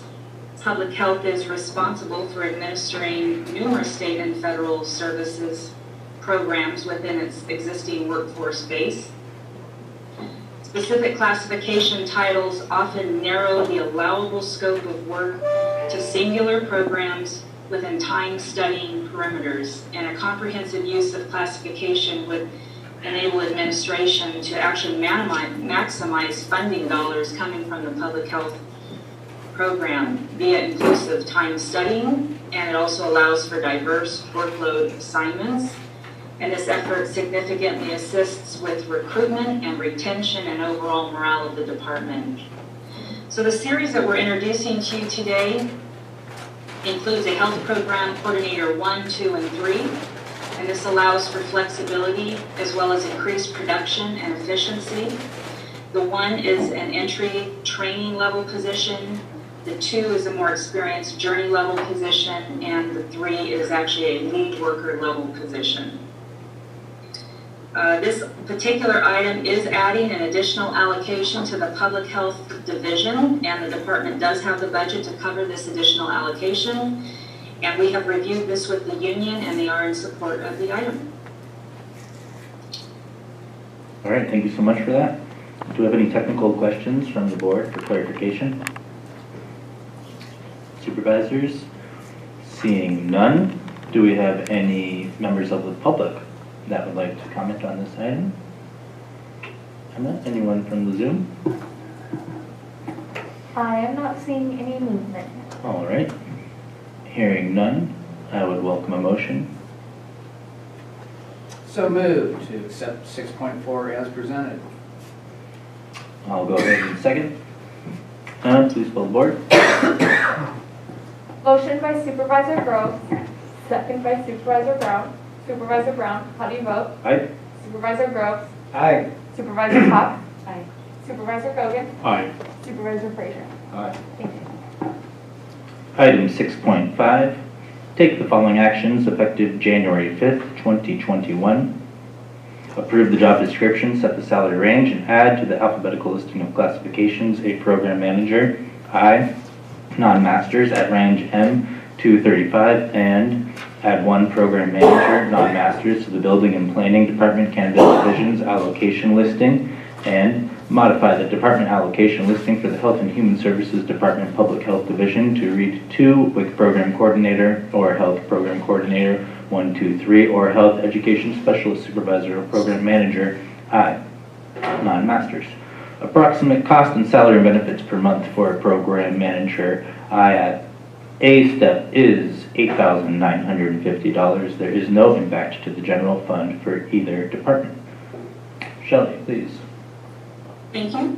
So the county currently recognizes the program manager 1 and 2 classifications. We already have these in the system. However, these job descriptions are specifically through the state merit system services, which is used only for state-funded welfare positions. So it's been requested that a similar classification be developed and adopted for use within other county departments. So attached is the job description and a county-wide program manager classification, which is similar in responsibilities, scope, and duties, and would match the same salary range at M235. With the adoption of the new cannabis tax and increase in programs and workloads, the cannabis division would benefit from having a dedicated program manager. And additionally, the public health division has expanded quite a bit in both state and federal programs, and would also benefit from having a dedicated program manager within its division. This proposed change would add 1 new allocation to the cannabis division, and it would add the classification to the public health division series. And I have also reviewed this with the union, and they are in full support. Thank you very much, Shelley. Supervisors, do you have any technical questions regarding this item? Seeing none, I would entertain, any members of the public have any questions on this item? I'm not seeing any movement. All right, I would entertain a motion. So moved to accept 6.5 as presented. Second.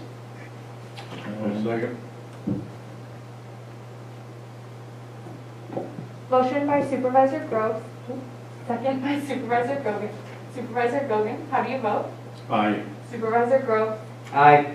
Supervisor Cox. Aye. Supervisor Frazier, Aye. Supervisor Brown. Aye. Thank you. Thank you very much. Thank you, Shelley. All right, now going back to clerk of the board, we'll just go down this in order. Item 6.1, appoint supervisors to represent the county on various boards, commissions, committees, and task forces.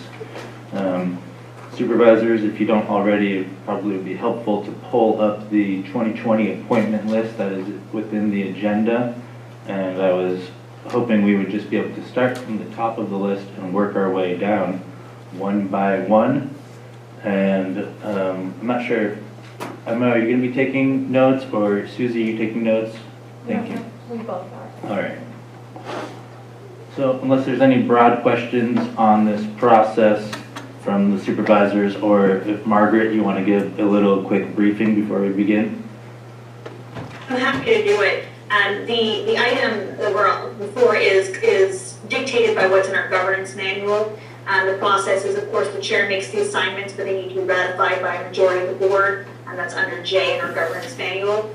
So our process is typically that the chair makes his recommendation, and we then put it to vote at the end. All right, thank you so much for that. Supervisors, do you have any follow-up questions for county council? Yes, some of these things I see here were Board Chairman Chadwick, seconded by a vice board. Is that the way it normally goes in these situations, or is that the way it just happened to go in some of these? As far as like disaster council will say. I'll jump in. Nobody else. Thank you. Several of these, or not several, but at least 2 are by chair and vice chair. So disaster council is, you're automatically on as chair and vice chair. Thank you. All right. And there had been an attempt to form a committee handbook before this that was going to outline these committees, but It's a work in progress, and there's supposedly an old copy from 15 years ago or something, so we might look for that before we start. So starting from the top of the list, we have the Airport Advisory Committee. Meets quarterly. As of now, Supervisor Groves is appointee. Supervisor Groves, do you have any? I would like to stay on this and also urge Mr. Tippett to actually have quarterly meetings. I don't think we met last year. I could be mistaken, but I think we've had one meeting in 2 or 3 years, and this is becoming a strong, or actually has passed being a thorn in the airport pilots side. So I'm glad to do it. It's we just need to get Rick on task. May I have a question? Yeah, please. So you have been on this in the past. Is it something that, I love that. I would love to do that. Is that something that I ask you if I can do? Or how does it work if someone else would like to do that? I would say if you were thoroughly interested in that, you would just shadow Keith around at the meetings for the airport thing, and I'm not sure why we don't have an alternate for this. Susie, any idea? When the bylaws for the Airport Advisory Committee were created, there was no alternate listed in there, so we just never, there was no need to appoint one, so we didn't. I'd have to look back at the bylaws specifically to see if it allows for it, and probably check with Margaret, but I think that we could appoint one assuming that it's allowed. Supervisor Cox, would you be interested in I that? would love to do that if that's okay with That's great. Supervisor Groves. All right, we'll make Yes, no, note that's of that. Thank you. So just for clarification, some committees do have limits in terms of how many people you can appoint based on their bylaws. So I believe that was appropriate how you handled that, and we'll just confirm. All right, thank you, Margaret. Moving on to the It's next. actually, Was that Rick? sorry, this is Rick. I was just going to say that each board member gets to appoint one member from their district to the advisory committee, and then there's one supervisor and one member at large per bylaws. Thank you. We'll be sure to include that in the handbook. So does that mean that Jill is automatically on? I mean, each No. district can appoint someone for the advisory Appoint a constituent. board, which is different than the advisory committee. I'll say your last thing again. It's different than what? The advisory board, I believe, is different than the advisory committee. No. So the supervisor's on, then each supervisor gets to pick one out of their district, and then there's one at large. I see. So we're all one group there. Okay. And I recall, yeah, for District 4, there had been no one serving that seat, and I made inquiry and almost had someone on the hook, and then poof, they vanished. So I think, it's overlooked, the value of the airports. A lot of people think it's just for private plane owners to utilize, but as we've learned with all of our emergencies and fire, it becomes an essential aspect for the county to have those services able to land and serve our needs. So hopefully those airports will not go forgotten. Moving on to the Behavioral Health Advisory Board. Ex-Supervisor Fenley served as the primary. I was the alternate. Are there any supervisors that would wish to attain this primary position?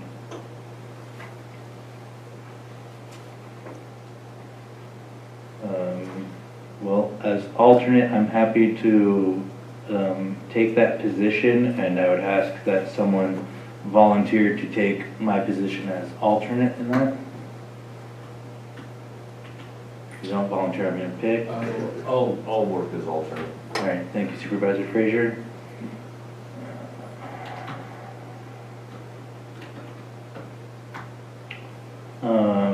CSAC, California State Association of Counties.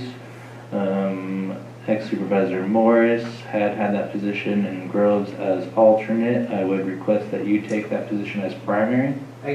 We've already appointed, but did we appoint an alternate? We did not, normally, we do this appointment prior to the first of the year. Oh, you already got one. But this year, we did not actually do that. We normally do it in November. Why did we say we did? Typo. I believe that is a typo. I actually just saw that. Okay, This document has not been edited since I've worked here. okay, all right. So I'm not sure why that's there. So- I don't know if that means 1/5/2020. No, that would, there's a typo in there. Okay, I'm not sure what that My typo best is, guess but is that that's, should have been 2019, Yeah. but that's incorrect. I thought we talked about it, so Yeah. maybe I just. Normally, we do make this appointment in November. That way we appoint the new supervisors, the new representatives. So they can attend the annual meeting, I think? Normally, yes, so that way that they are appointed in time to attend the annual meeting, which is usually the last week of November, the first week of December. But that didn't happen this year because of the 3 new incoming supervisors. Plus they didn't have the meeting. Plus, they didn't have the meeting. Yeah. Thank you, Susie. Sorry to interrupt. Oh, no problem. So Supervisor Groves, Yes, I would be primary. step up on that and be primary. Now, understanding any supervisor can go to the CSAC conferences. You don't have to be a member, it's just that you're not a voting member. And I would highly recommend, if you have times to go to those, because there's a lot to be learned there. Are there any supervisors that have explicit interest in being the CSAC alternate? Supervisor Frazier, Supervisor Cox, Supervisor Gogan? Has this committee stood out to you in any way? No? All right, I'm happy to take up the position of alternate. I would highly recommend one of the junior members to take this up because both me and Supervisor Brown may or may not be here 3 years from now, so it's good to have somebody out of a different cycle that can step up. Because this does take a lot of time and you get to meet a lot of people, and so. Supervisor Cox, are you willing to take that position as alternate? And I only ask you because of your district, and CSAC does tend to be more focused on, let's say, urban city center issues, less rural issues, and you happen to downtown area and all of that. I think it could be Certainly, beneficial. and I had considered this, and then as I looked into it further and we attended the meetings, it almost seemed like the RCRC would more fit my passions, and I could be wrong because I kind of have the 30,000-foot flyover view. So that's the only reason I'm holding back is I don't think that I could do both, and it seems like that one would be more applicable. From your standpoint, would that be the case? I mean, I won't be giving up my position as primary for RCRC. You're welcome to serve as alternate for that as well. That's what I was thinking. I would encourage you to do both. They go hand in hand. The agencies work together a lot. There's a lot of overlapping areas.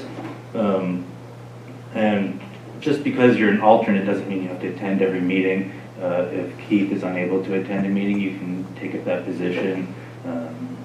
I think my first committees, I had 12 committees, and it's just more intimidating than it actually is, Okay. in my opinion. Okay.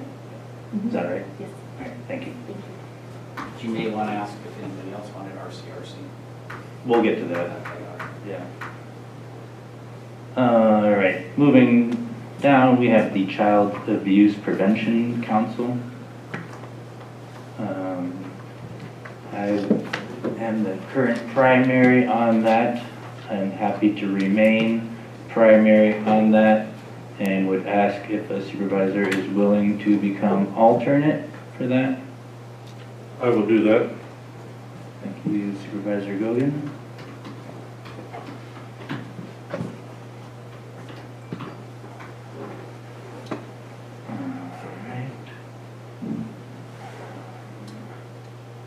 And our next committee is Children and Families First Commission, also known as First 5.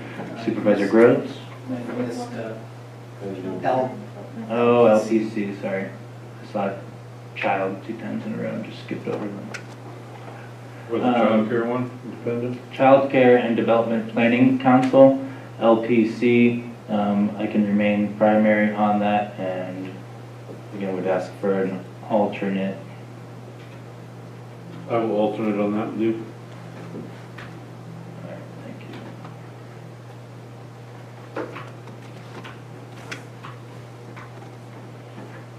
you. Now going to the first 5, Supervisor Groves. I would be willing to stay, but I have no problems with giving this up. I've served 5 years on this. I think it's a fabulous commission. They do a lot of wonderful things in the community. If anybody else wants to step up, I'd be more than happy to let them do that. Any supervisors interested in this position as primary? A question for Supervisor Groves. From your experience on the board, is there a particular district that would be most suited to that, or not? Well, I will say that the monies, right now we allocate the monies that we get.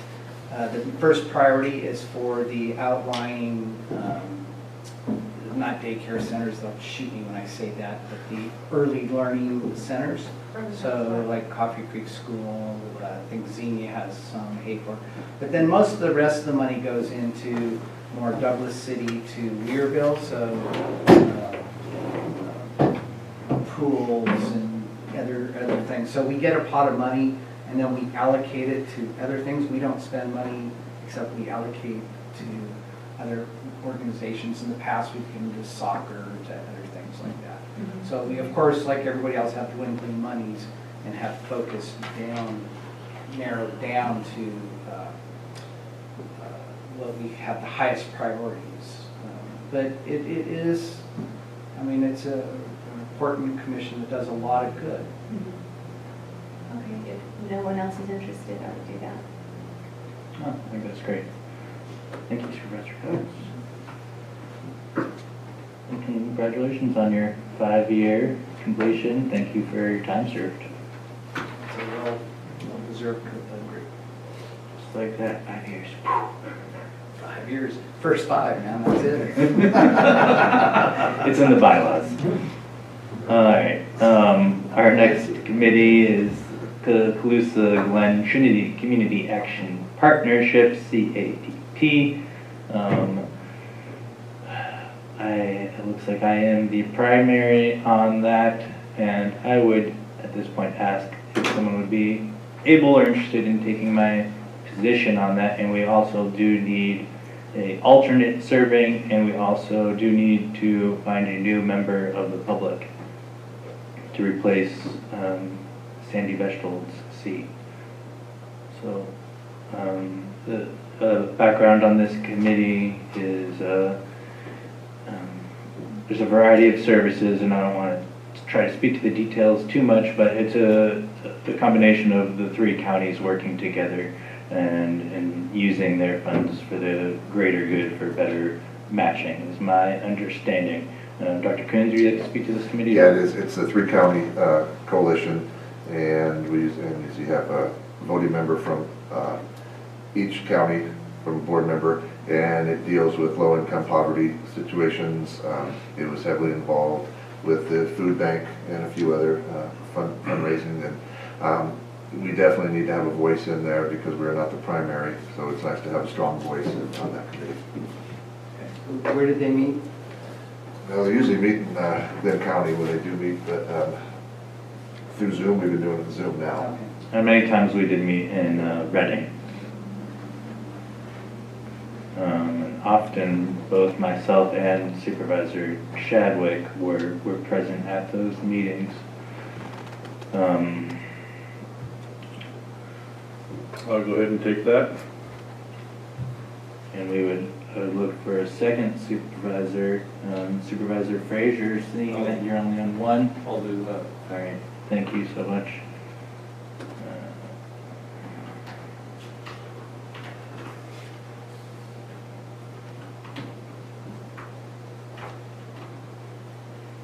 Going down, we have our Community Corrections Partnership, Dr. Coons. Yeah, I stepped in, Supervisor Finley stepped out and I stepped into that position. I'm more than happy to continue to do that unless the board member has some interest in it, but I'm more than happy to stay on that. It meets every quarter, I believe.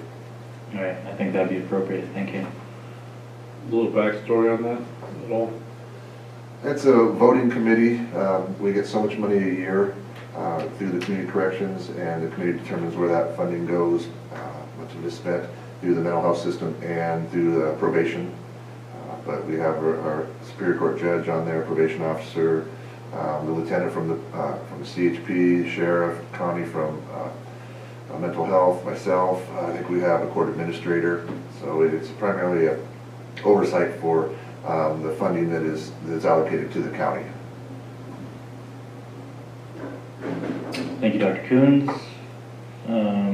Moving on to the disaster council, that is set by chair and vice chair, so that'll be myself and Frazier, Supervisor Frazier as alternate.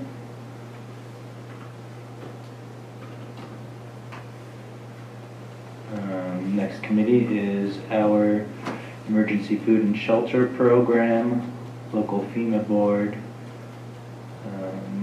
Again, this looks like chair and vice chair on this one.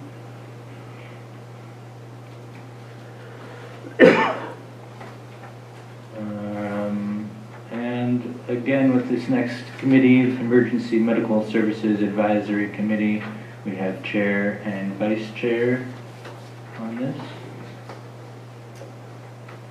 I'm interested in that. This is for the chairman and the vice chairman of the board.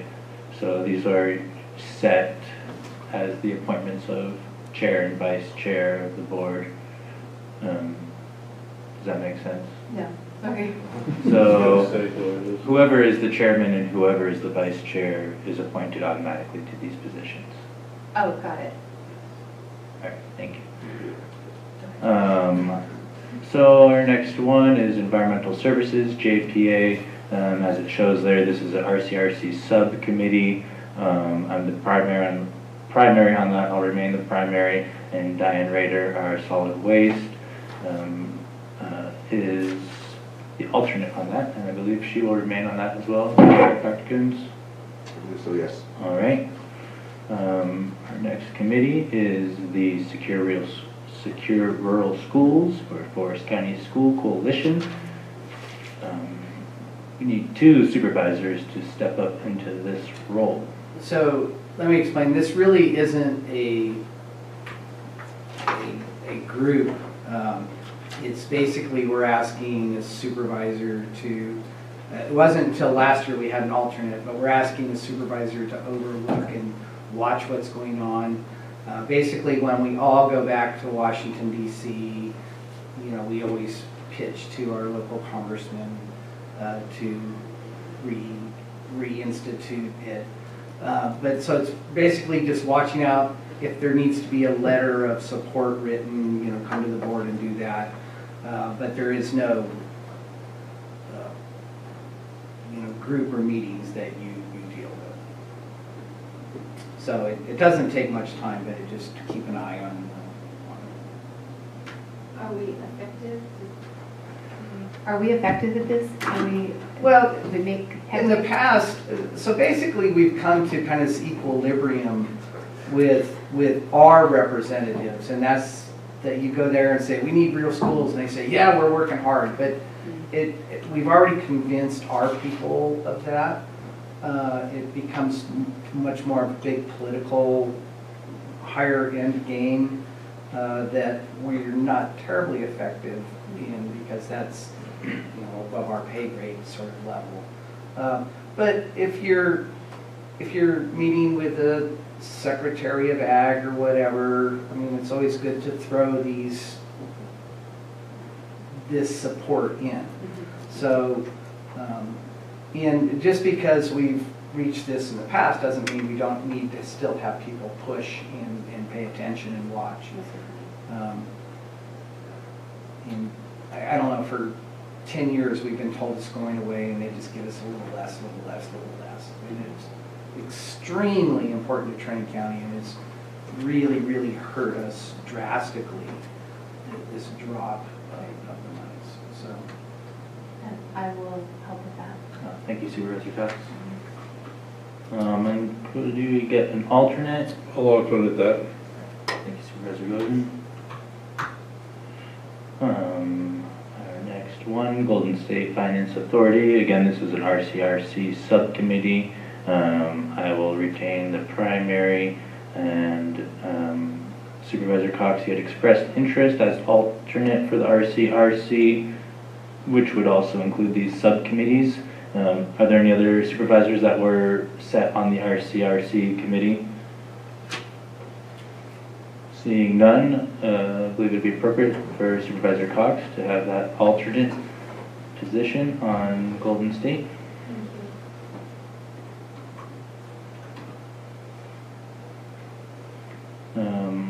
Our next committee is the Natural Resource Collaborative Formation Group. Supervisor Morris was the primary. I was the alternate. I would be interested in becoming the primary for that position and would be happy to hear anyone's interest in being an alternate. I'll do the alternate. All right. Thank you, Supervisor Gogan. No, No, Frazier. Oh, I apologize. I'll go along if you want. No, we're good with Frazier. All right. I got your name written down right, so that's what really matters.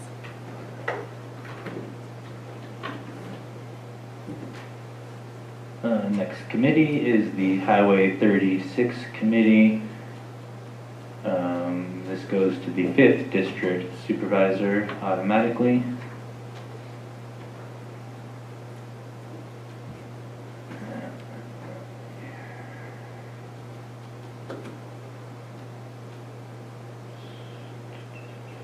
We have the Highway 299 Committee. This was ex-Supervisor Morris and myself as alternate. I would like to become the primary in this committee. It doesn't meet quarterly as stated with Caltrans, but we have worked on increasing those meetings. Is there a supervisor that would like to be alternate on this? How often did you meet? It depends. If they're, usually Caltrans will do an annual presentation on future roadwork and projects. Otherwise, if they wanted to meet in advance about those before they present to the public, that would be an opportunity for them to do so, or for the board to request an update on pending projects from Caltrans. The only other time we met was in relationship to the spraying of herbicides on the roadways, when that was the main topic of discussion. So it hasn't been quarterly. I'd say it's annually or biannually. I would suggest either Supervisor Cox or Gogan be alternate in that as the highway pertains to your districts. I'll alternate. It does go through my district too. A little bit, yes. I think more, definitely more than District 2. You could have spoken up. I didn't want it, but I just want to make sure that, My GIS is working properly. yeah. All right. The Housing and Rehabilitation and Business Loan Committee, I cannot speak to this. Yeah, please, Dr. Yeah, this is a committee that only meets when we have appropriate grants through either CDBG or home funding or Cal Home funding.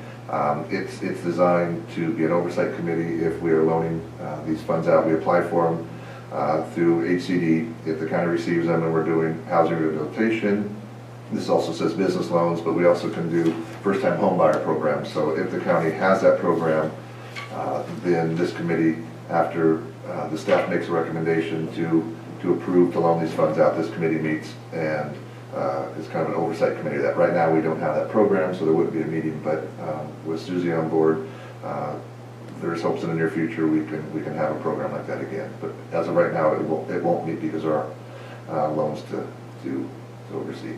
Okay, so should we leave this vacant until further notice? I would rather not, because all of a sudden we get it. I'd like to have the ability to bring people up to speed if we get the funding. Supervisor Cox, would you be interested in this as primary, and Supervisor Frazier as alternate.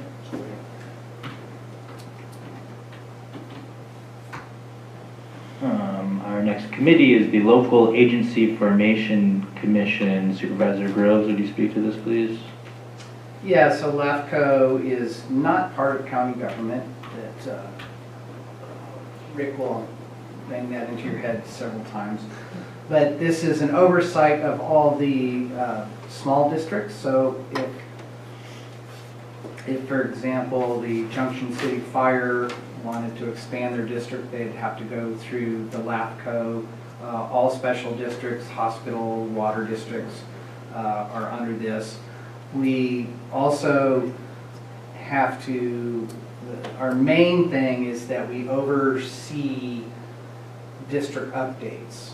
So every so often by state law, like every 5 to 7 years, they have to resubmit their paperwork and go through this process. And we have not done a good job in that in the past, and we just, well, a year ago, we brought on somebody that's going through these updates for all the districts. So you have two things that you look at. One is the scope of the whole district, of what its global influence, and then you have its actual working influence. So we're to make sure that they're funded properly, following certain rules. And if Weaverville Water District wanted to go up East Weaver Creek, for example, or the sewer district wanted to go up there, then it would have to go through a LAFCO process. This is funded by the special district, so part of the goal is to not make the Xenia Fire District have to sell a bunch of pies just to pay to be part of this. The county pays half, TPUD pays about a quarter, and then the rest of the district group splits this up. So this is pretty important to all the small districts. We usually meet after a board meeting, so it's usually 4 to 6 o'clock at night. We have pretty good management in there now, but yeah, it's mandatory that we have 3 supervisors on this. So I, of course, will stay on. And quite frankly, I think as chair has enough responsibilities. This is one he should be left off of. So I would recommend the other 3, and they can fight over who's the alternate or who is the voting member. Any volunteers for that alternate position? I'll volunteer. I'll volunteer to be on as a voting member. All right. Thank you. If my math is right, you need one more, right? It's you. Yeah, okay. Thank you. So Susie, too many now? is that clear, Susie? No, that's what we need. That's good. Okay. So for example,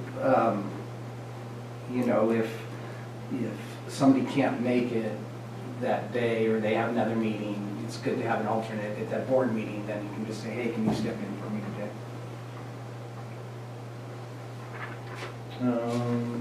Our next committee is NACO, National Association of Counties. Ex-Supervisor Morris and ex-Supervisor Chadwick both held these positions. I would be open to anyone showing interest in these positions. So I can speak to NACO a little bit. Oh, please go ahead. So NACO is a national view. It's not as important, of course, as the CSAC or RCRC, but it does have some importance.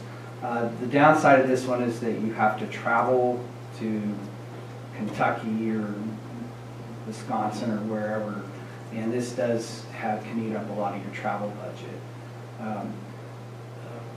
And it gives you kind of a broad experience from other areas besides California, and realize that California is really an oddball place to be. But if somebody wants to travel, likes that, and be involved in that government side, it's a real good fit. I would like to do that. All right, I think that'd be great, Supervisor Cox. And anyone interested in the alternate for that? Supervisor Gogan or Frazier? Not especially this one, but if nobody else will do it, I would. It's not, you know, it's not necessary to have an alternate there. Even Supervisor Morris didn't always go. So it's not critical to have an alternate in this, I don't think. Supervisor Frazier will go ahead and just put you in there anyways. Our next committee is NorCal EMS. I would say this would be best served by a supervisor closer to the county center, in my opinion. Supervisor Cox, would you be interested in this position? And as an alternate, either Supervisor Gogan or Frazier, would you be interested in, or Supervisor Groves? No, I was just wanting to get some clarity. Does the NorCal oversee see, you're gonna learn something real quick. When you have any question, you look at Susie. Everybody else is on board. Does NorCal also overlook our ambulance service from the coast?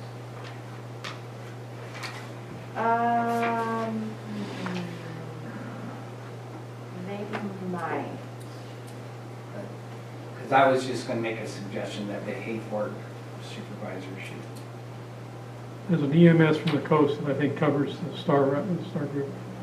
NorCal's It's not NorCal, I think there's a coastal Okay. EMS. So my point is that a lot of Southern Trinity isn't covered by the NorCal Yes, EMS. NorCal is who we've appointed as our LEMSA, which is the Local Emergency Management Service. And I don't know if STARS covers under that one or not. I can look into it. Well, to me, it makes sense to have the Hayfork in Weaverville, because that's where we base stuff out of, but that's just my 2 cents. It went on for a buck. So Jill, did you go for Primary. primary? Yes. Okay, I'll go for alternate. Thank you, Supervisor Gogan. NORTEC is our next committee. And I cannot speak to that one. I don't know, either Susie or Dr. Coons, or maybe even Margaret could speak to that.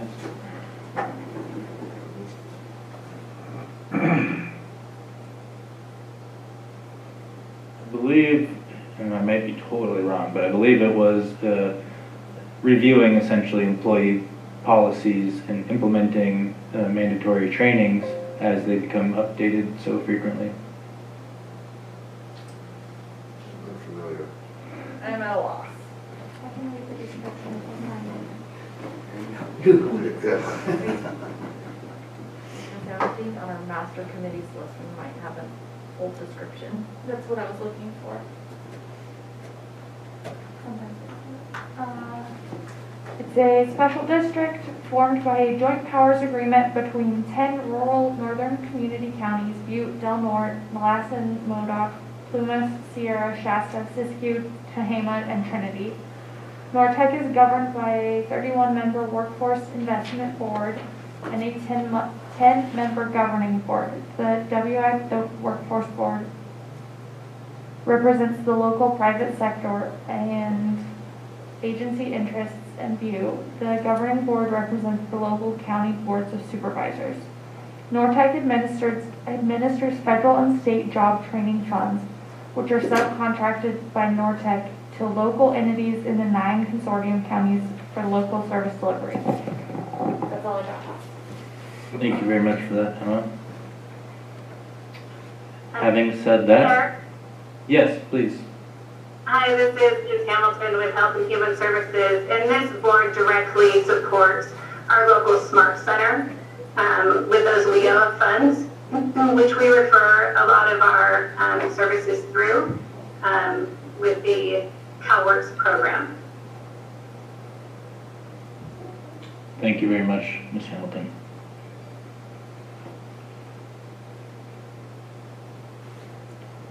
Don't be too excited, supervisors. I'll do it. All right. Thank you, Supervisor Groves. The next item is North Coast Air Quality. Supervisor Frazier, they meet often on the coast, I believe in Fortuna. Yeah, I'll do that one. All right. And is there a supervisor that would like to be alternate in this? I was alternate, and there was never a meeting for me to attend.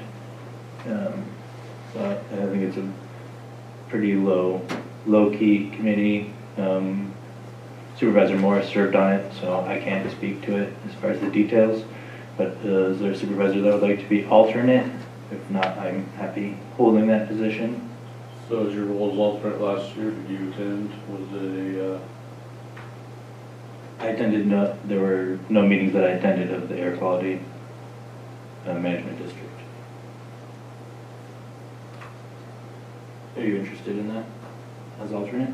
Sure.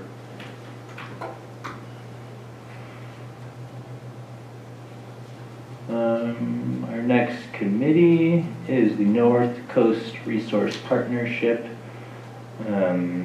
Ex-Supervisor Morris served as the Policy Review Panel Primary for a number of years, as well as the chair of that partnership. And I was the alternate. I would like to have the primary position in the Policy Review Panel, and would encourage a supervisor to join as alternate. It tends to deal with water quality issues not pertaining to the river, but gray water, clean water, water systems for small communities. So is that where the Lewiston water upgrade? right, that Correct. whatever bond 9 I money believe or it whatever? was it $2 million or $10 million, or it was a significant amount of money. I think they got to, but yeah, it was, Okay. yeah. So yeah, I believe that $2 million was awarded to the Lewiston Water District when they improved their systems. And this partnership goes all the way down to Sonoma, up to Del Norte, Siskiyou, Humboldt, Mendocino, Trinity, of course. So where do they meet? Well, on your computer for now. And then the other meetings I attended were at Bear Valley and Fortuna, as well as Wairika. So it moves around to the different county areas. Well, that'd be your alternate. All right, well, that'd be great. Thank you.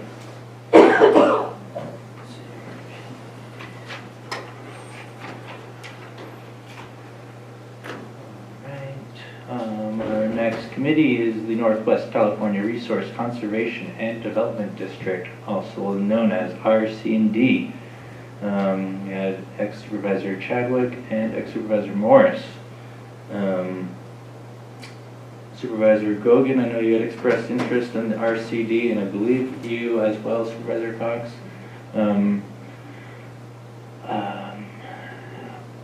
I think both of you are a great fit for it. If someone wants to volunteer the primary or alternate position between the two of you, otherwise I can state it or whatever. I'm happy to do primary, Liam, unless you want to. It'll be fine. Thank you, supervisors.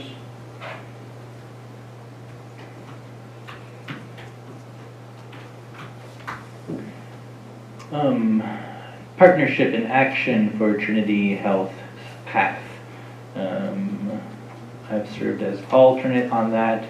I am interested in taking on the primary position for that, and I'm happy to have anyone on as an alternate. The path, it tends to focus more on youth education for health, things like anti-tobacco campaigns, drugs, alcohol, all of that.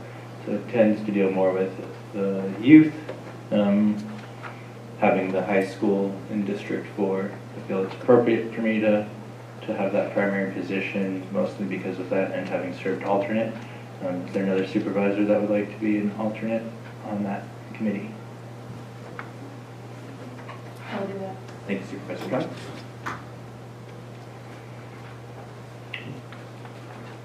Our next committee here is PSA2 Area Agency on Aging Executive Board.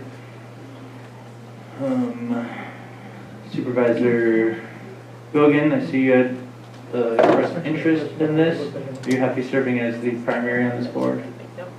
Yes. Right. And we need an alternate for this board. I would recommend Ms. Cox, just because they have in the past worked with the Blue Barn and the Gold Age Center, and so this is important. They also work with the Roderick Center, Keith? Yes. Yeah. Okay, all right, thank you. That's basically the two things they work with. Again, Susie's. I think so, but what I was gonna say is, we can also appoint 2 board members as primaries and an alternate, because it used to be that way a few years back.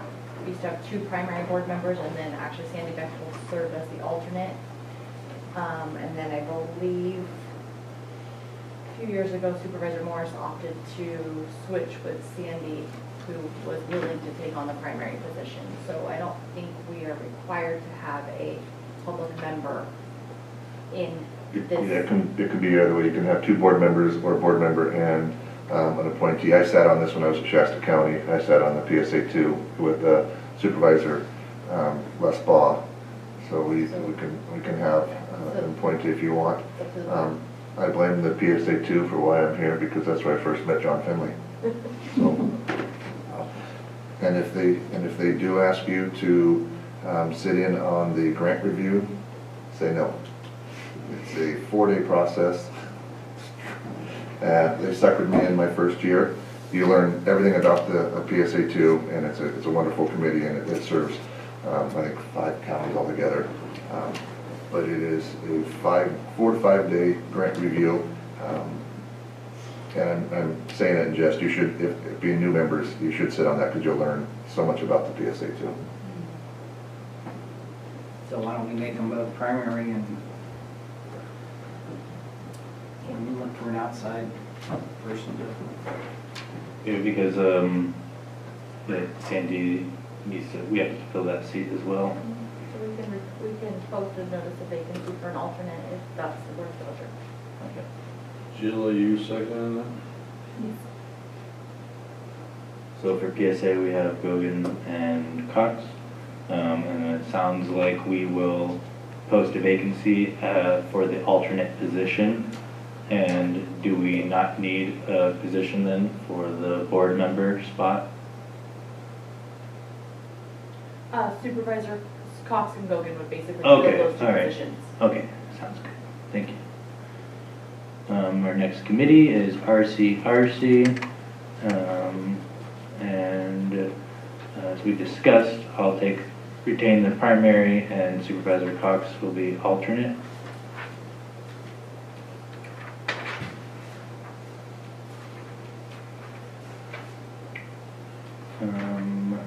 We have the Remote Access Network Board that is determined by chair and vice chair position. And that goes along with the next committee, the Social Services Transportation Advisory Council.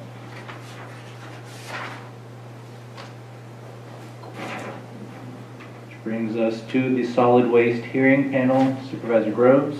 Sure, I'll stay. All right, thank you very much. And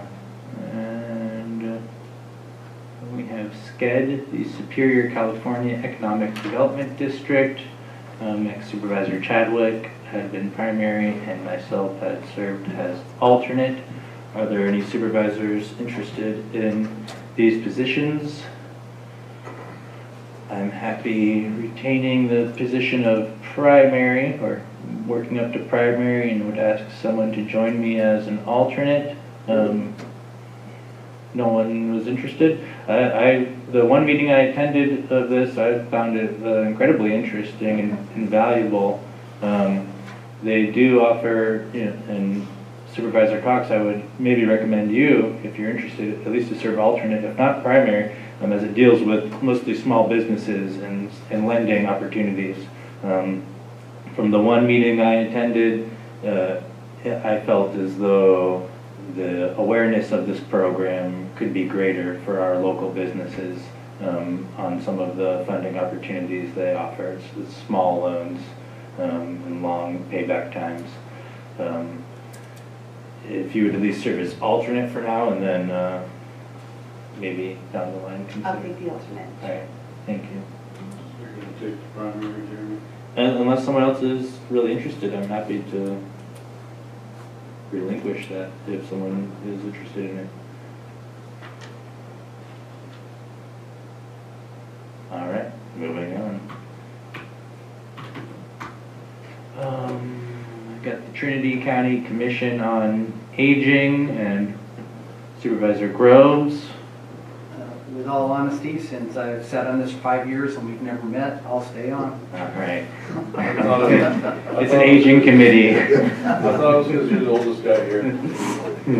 He's most qualified. Trinity County Fire Chiefs Association, ex-Supervisor Chadwick and ex-Supervisor Morris had served on this. I would very much like to do that. I will say that this was added. This is not a mandatory thing. This was just somebody suggested that a board member should go, and then it got put on as a committee. It's not an official committee that we have to sit on. It just has got put on. Just for information. Do we have, Keith, any dates on these meetings with that time frame? Either monthly or bi-monthly. I think they're monthly. The first Wednesday. Every month. So Supervisor Cox, and is there an alternate? Where do they meet at? I believe the fire hall in Weaverville. Are you on the fire I was department? on the fire department board before. I'm not anymore. Supervisor Gogan, are you happy serving as alternate? Yeah. All right. Our next, second to last, not bad. Fish and Game Advisory Commission, next Supervisor Fenley had served and Supervisor Groves has served. Supervisor Groves, would you like to speak to this commission? Liam showed some interest in doing this, and I haven't had a lot of experience doing it, and so I'm fine turning it over to Liam to work on fish and game issues in the county. All right, and Susie, is this two supervisors both as primaries, or is there a primary and an alternate? There's only one position. This is a note. I Supervisor see. Fenley served until March of 2020. We Got made it. an adjustment mid-year. Got And it. then Supervisor Groves took over. Okay. All right, thank you Supervisor Gogan for taking that position. And last but not least, we have the Trinity Management Council, currently served by Supervisor Groves as primary and myself as alternate. Speaking to this item, it would be my request, and there's been lots of discussion about people's desires for this, explicitly Supervisor Gogan's desire. As chair, I would like to see Supervisor Gogan attain some of the experience on the TMC before becoming a voting member or before formally requesting that he become a voting member. I'm happy to offer my alternate position to Supervisor Gogan at this time. And over the next couple months, I would like to see a presentation from Supervisor Groves regarding the current county stance on the program and the direction that the county has taken on those principles, as well as a presentation from Mike Dixon from the restoration program. And I would hope that these two presentations would give the opportunity to allow all the supervisors, existing and new, to understand the process of the program from the program's perspective and from Supervisor Groves' perspective, and then allow for questions at those times to be answered, or any inquiries of that nature. So that's my request at this time, and I'm happy to hear from the board their desires. Keith, do you want to stay primary? I do want to stay primary. We've had this discussion. I understand your strong desire and capability to do it. I actually think that for the short run, that we as a team could be a pretty powerful team and a much improvement. I talked about you being on like the workshop groups like watershed and science, because we haven't had that ability. I think that would bring a lot of strength to Trinity County in that. But since we are in the refinements process, and I was a little disappointed in Tom's view that since I'm on Trinity Lake, that this is only a river issue. This is a Trinity County issue, and it's a very complex for everyone involved. It's just not about fish. It's about Trinity Lake. It's about power down over the other side. It's about fish in the river. It's about recreation on the river and the lake. So this is to kind of pigeonhole it into just a one issue thing, I think is a great disservice for the people of Trinity. So at this time, yes. So are you saying that the Management Council deals with tourism and lake needs? It deals with, it has dealt with tourism on the river. Sure. But you can't fix one problem without looking at all the other issues that may cause.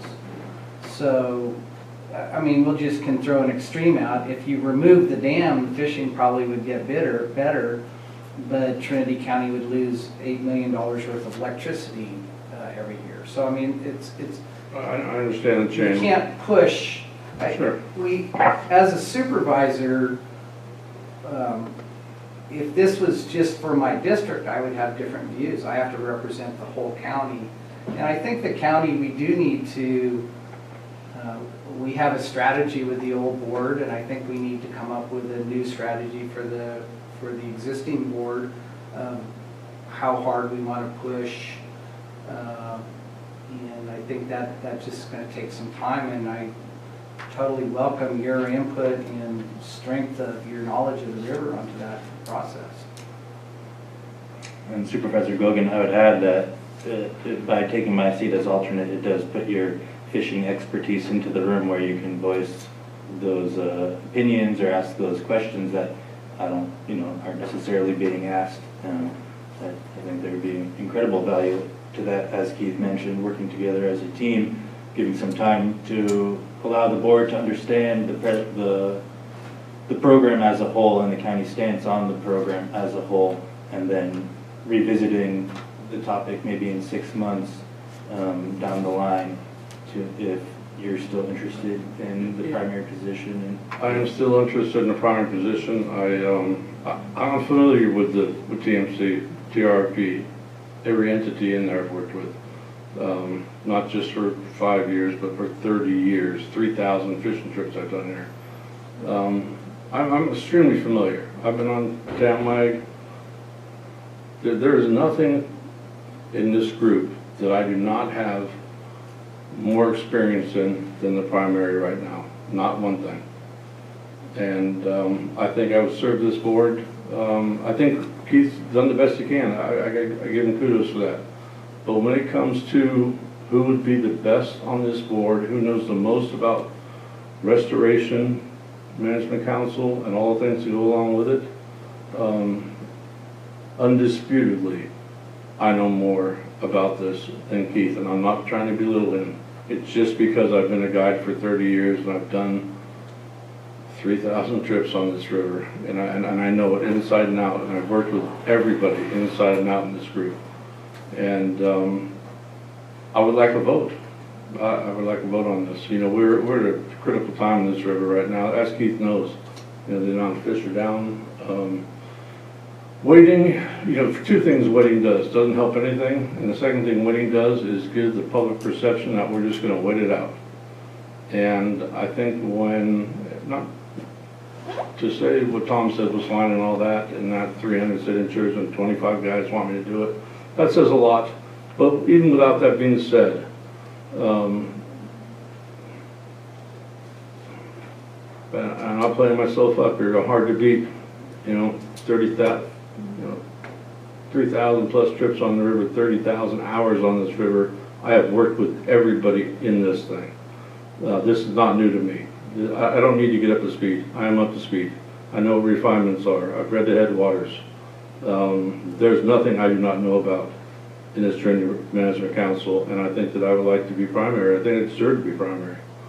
And I don't want to give the public perception that we are just going to sit back and, give the first best guy the second best choice. So I'm pretty adamant about this. This is something that, of all these things we talked about today, this is the one thing that I would be considered, I don't know if guys are ever considered the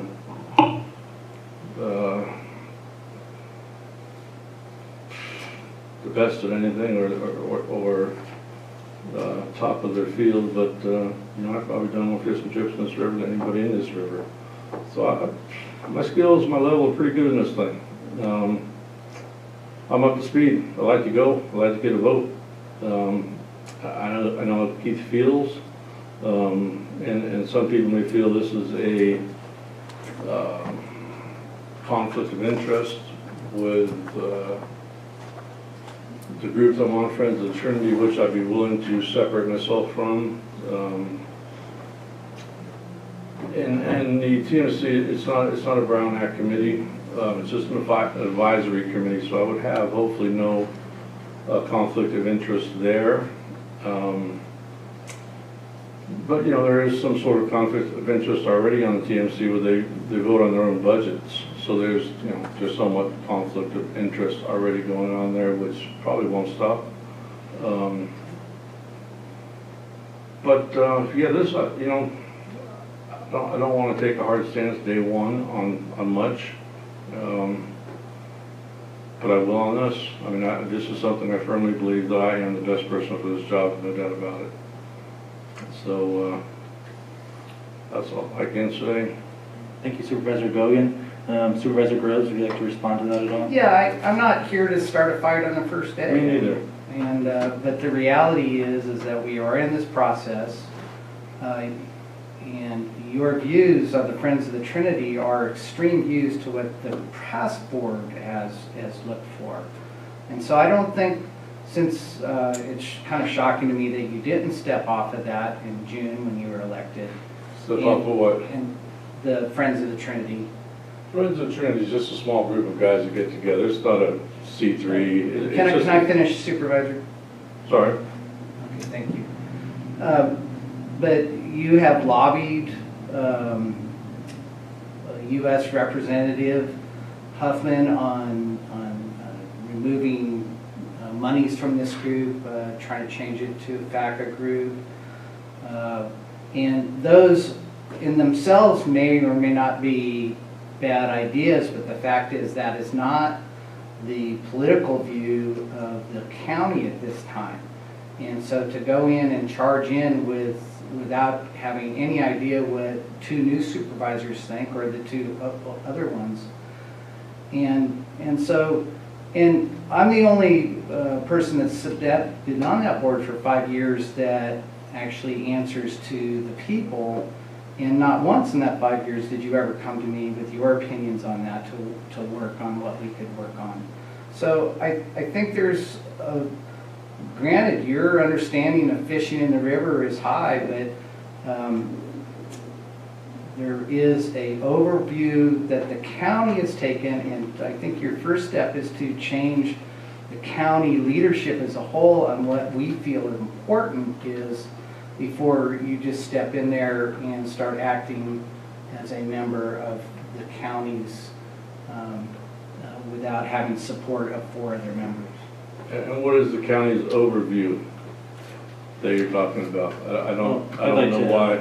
Interject there and ask that's what I was asking for some time to allow for a presentation in front of the board for all board members and adequate time to have also Mike Dixon available to answer questions, and I think he'd be more than happy to answer some of the hard, uncomfortable questions.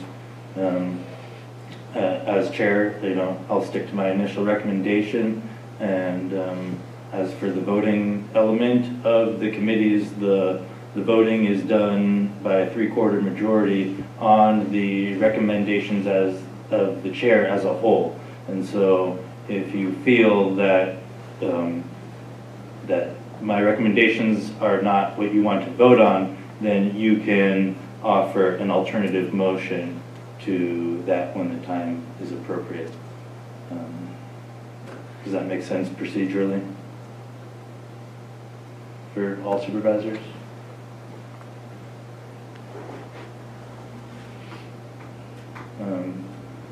Unless there's any additional discussion that any supervisors would like. Yes, Supervisor Gogan? I'm sorry, so are you? So my request is that I'm sticking with the initial recommendation of Supervisor Groves maintaining the primary seat and you taking my seat as alternate, and then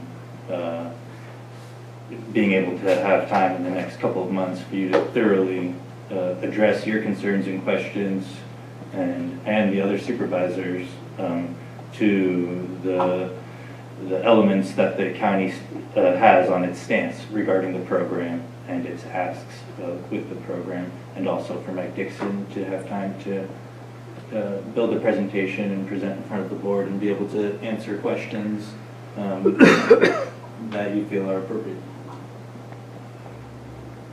Jeremy, I understand 100% what you're saying, but one of the things I guess is contradictory to what you're saying is, if the county had a stance, why did none of us in this room know what the stance is?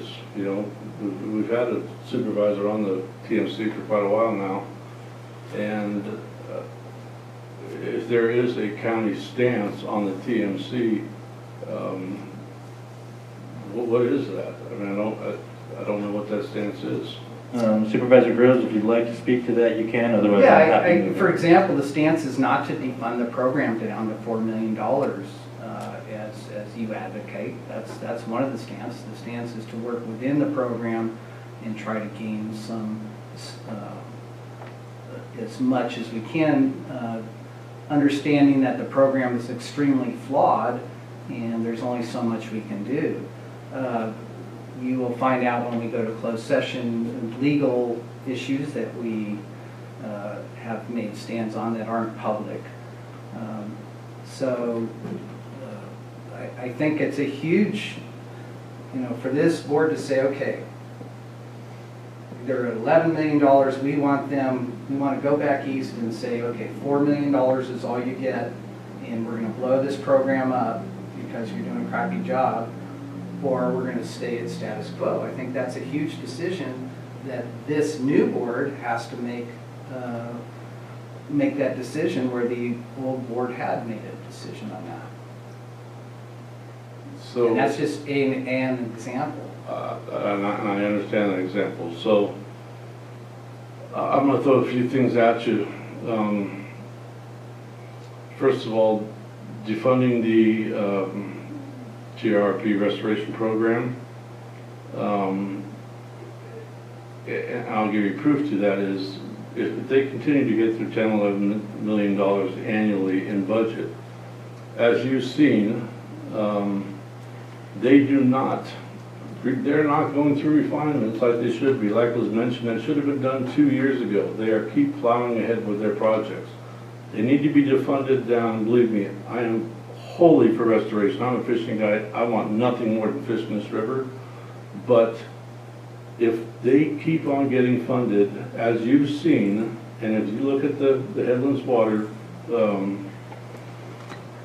book that was put out by a nonpartisan person that only looks over restoration projects in America, that soundly gave our restoration program an F, and did give them dates to have this stuff done by, which were, some of them were in 2018, some of them were in 2019, and here we are in the beginning of 2021. They haven't begun these things or just barely beginning these things. I think some of the reason is because they get continued to be funded, and they're good to just keep on marching on, and with the status quo being as it is, which was mentioned dozens of times in the Headwaters thing, that it couldn't be a more upside down restoration project in this country. And also, I think that you know, like with the Phase 1 review, and I don't know if you're around during the Phase 1 review time, it was 7-8 years ago, and it was a review that came out after they did X amount of projects. And that came out 18 months late, and it also did nothing. They were supposed to stop and look back at the projects they did, re-examine them, see which parts of those projects worked, see which parts that didn't work, and then go ahead and make progress with the parts that worked and throw out the ones that didn't. They did not hesitate for a second. They were 2 years almost late in putting it out. I mean, that's the kind of things that continually happen with restoration because of the fortunateness of funding yearly. And until they're funded down to they need to regroup their inner structure, their ED on down, and I like Mike Dixon, I talked to him quite a bit. It's going to be tough to turn around restoration. It's, you know, it's almost at a dying spot right now. I mean, we over $250 million has been spent on restoration to give us the worst 5 runs in the history of the Trinity River in the last 5 years. I think it's failed. I'd like to help it get back on its feet, and I don't see it getting back on its feet right now. Supervisor Gogan, I think you'll be able to offer a wealth of knowledge to the process or the lack of process with the program and efforts to move the meeting along. I would like to avoid discussing all the... I would like just to, one last, I'll make it quick. You have 1 minute. I think your statement that has a lot of merit and a lot of discussion, but you're missing the point. It's not your decision to make. It is the board as a whole. You are 20% of the board, and to make that pitch at a later date to this board to say this is what the board of Trinity County wants to do. Maybe you get my vote, maybe you don't, but it's this board as a whole has to work as a whole to come up with a policy. Fully understandable. So I think that's the direction we can work towards. I feel that we can help refine our own process on how our county stance is derived and where it's come from in the past and where it's going to go in the future. So at this point, I'd like to close the discussion on the committees. I've stated my recommendations, and the voting process on the committees, like I said, is a 3/4, and unless any alternate motions are brought forward, all of these committees' recommendations are brought forward as one motion. Now I'd entertain a motion. I will make a motion to approve the recommendations. Thank you, Supervisor Frazier. I would second. Motion by Supervisor Frazier, second by Supervisor Groves. Would you like me to pull the board, Super? Yes, please. Supervisor Groves, how do you vote? Aye. Supervisor Frazier? Aye. Supervisor Cox? Aye. Supervisor Gogan? No. Supervisor Brown? Aye. Thank you. All right. At this time, we are going to... Can I ask a process question? Yeah, please, go ahead. As having voted on the side of the prevailing side of that motion, can I make a motion to reconsider? You mean at this moment right now? I believe you have to be either the one that made the motion. I think that is how that works. Margaret, you might want to clarify, but you can request to revoke the motion, but I believe you have to be the one that made the motion, and then, Margaret, you want to speak to that? So an individual, sure, I'm off mute. An individual who voted in the majority may make a motion to reconsider. The motion, if it's made, has to be passed by 4/5 vote. If it's reconsidered, the item is brought back at the same meeting, and that's the process to move forward. I see, so if I made that motion to reconsider, it would have to be supported again by 4/5 vote. Correct, To be yes. brought back. I see. Let me clarify, I apologize for that. The motion to reconsider to bring the item back needs 4/5 vote. Once the item is then heard again, it still would only require a majority vote to pass. So if you make the motion to bring it back, and then it is brought back as a separate item. So your motion to reconsider would need 4/5, and then we would hear the item again, and it would need the 2/3 vote that it originally needed, if that makes sense. Just a standard majority. Right. Simple majority, Right, thank you. Unless it's a budget item. unless it's a budget item. I wasn't quick enough with an alternate motion, and I'm trying to figure out how to rectify that, but I'm not sure that there's a way. Well, we'll go ahead and move on for now and adjourn for a break before we go into closed session, because you still have time to indulge that idea if you'd like to. And if you need to inquire on how to do so properly, you can do so during the break.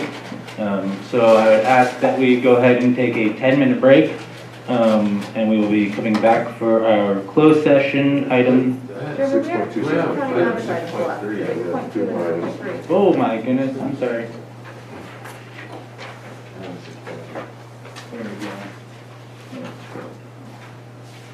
All right, my apologies. Where are we at here now? We're at Clerk of the Board, item 6.2. Set the Board of Supervisors meeting schedule for calendar year 2021, no fiscal impact. Take this one if you want. You are the contact, please. All right, and contact. Yeah, we have, we presented a calendar to the board. We meet usually the first and third Tuesday, unless Monday is a holiday, then we switch to a Wednesday. We noticed in January already. The second meeting is going to be on the 20th. I believe it's been color-coded for the different NACO, CSAC, RCRs, I see it on there, and then the budget meetings have all been. So setting this is setting our regular calendar. It doesn't encompass if we have any special meetings any month. We can do that on an as-needed basis. So that's the board to take a look at it, and if you approve of the calendar, so make a motion to pass it. Any questions from the board? Seeing none, are there any members of the public that would like to comment on this item? Emma, anybody from the Zoom? I am not seeing any movement. Thank you. Hearing none, I would entertain a motion. I have some comment. Please go ahead. So, so we feel the 2 days for budget hearings enough? I mean, we keep doing it in one, and I keep thinking at some point that won't happen, but. We were optimistic with first year with 5, then down to 4, and then down. So, but if the board would like, I have no problem moving it back out. So what do we have, 2 days right now, moving out to at least 3? We don't actually have to schedule on a calendar more than just the 1 day per code. We can meet consecutively as needed. So even if we only schedule 2 days, if we need 5, we can still meet consecutively for those 5 days until budget hearings are concluded. Okay, I'm fine with that. Just, I guess maybe I'm just giving a heads up to new board members that September, we've been very fortunate with leadership lately that things just move along smoothly, but sometimes they explode up to day after day. And then the other comment I would make is that we had, the board meeting after a holiday, instead of being on the Tuesday, we set a policy to make it on the Wednesday so people would have a day after the holiday to do their studying for the board meeting. I was never a fan of that, but it's there if people want to take that for what it is. I mean, I would be fine going to the Tuesday, but if people like the day off after a holiday to study, that's fine by me too. It does help, I look at Emma, it does help Emma quite a bit to have that, and I think through our code, or state code, that Wednesdays can also be considered a regular calendar, so the noticing has to be the same. So if you have the 72 hours, if it's on a Wednesday, whereas, as we know, special meeting 24 hours, but if we can designate Wednesday as a regular calendar day, with the noticing being the same as if it was on a Tuesday. Okay. So those are my two comments. People that adjust. Okay, but there's no changes you I'm requested? not asking for changes, I just want that to be noted, so people can think about it. Okay. Any additional questions or comments from supervisors? I was sticking with the dates we have then, for the year? Yes. The regular calendar. Okay. I'd entertain a motion then at this time. I move to approve the item. I'll second. Emma, we have a motion and second. Motion by Supervisor Cox, second by Supervisor Gogan. Supervisor Gogan, how do you vote? Aye. Supervisor Cox? Aye. Supervisor Groves? Aye. Supervisor Frazier? Aye. Supervisor Brown? Aye. And NACO's in Austin, Texas, there. Next item, 6.3, acknowledge receipt of and assign a supervisor to draft a response to grand jury reports 2019-2020, observation of the elections process. I believe our contact is Dr. Coons. Who would like to speak to this? Yeah, traditionally we have a board member that will respond to the finding, although the board member will work with the administration and in this case elections to help remedy their findings. Essentially their findings this year is our room isn't big enough. So if they'll find us money, I'll give them a bigger room, so that would be my... So if the chair wants to take it out, I can, myself and elections can assist the chair in writing a response. Okay, yes, I'm happy to do so. That's fine. Yeah, if you don't want to, Jay, I can do that too. I mean, it's pretty simple, straightforward. Yes, it is. Um, This one is. Sometimes they're not. But if he has more on his plate than he feels like, I don't mind helping with Well, that works for me as well. Okay. Supervisor Gogan. We'll work with, we'll coordinate with Supervisor Gogan. So Supervisor Gogan has requested that position. I would entertain a motion on the item. So moved. I'll second that. Motion by Supervisor Groves, second by Supervisor Brown. Supervisor Brown, how do you vote? Aye. Supervisor Groves? Aye. Supervisor Cox? Request you reread the motion. This was a motion to have Supervisor Gogan draft the response for the grand jury report 2019-2020 observation of the elections process with the aid of Richard. Aye. Thank you. that. Is that the way it's going to be read out? You'll have time to follow Conjunction up. with Richard? I believe so. Okay. All right. Wait, I'm not done. Oh, I'm sorry. Polling, I'm sorry. Supervisor Frazier? Aye. Thank you, now I'm done. And I just, so the process works that when we get something from them, we acknowledge the receipt, Liam will write it, and then it comes back to the board to approve it. So it's not, and there has been times where we've changed that, the writing, or thrown it out and done it over, but you get to oversee it at a later date. Thank you. I believe that concludes our items on the county matters.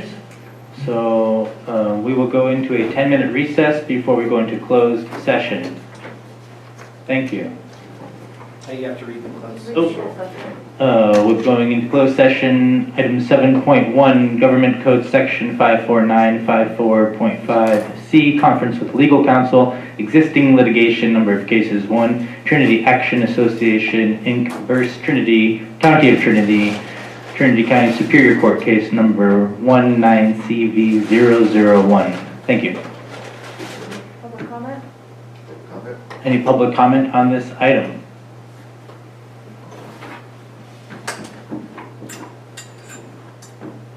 We'll reconvene at 12:10, please. Because we're also new, and after the first and second, we'll just say discussion, because we're starting to call the vote real quick. We're not doing some of the board members' time. Okay. Yes, I'm sorry, that was my fault. I saw that you had a He's thought the and I quickest tried guy. to- He moves us too fast.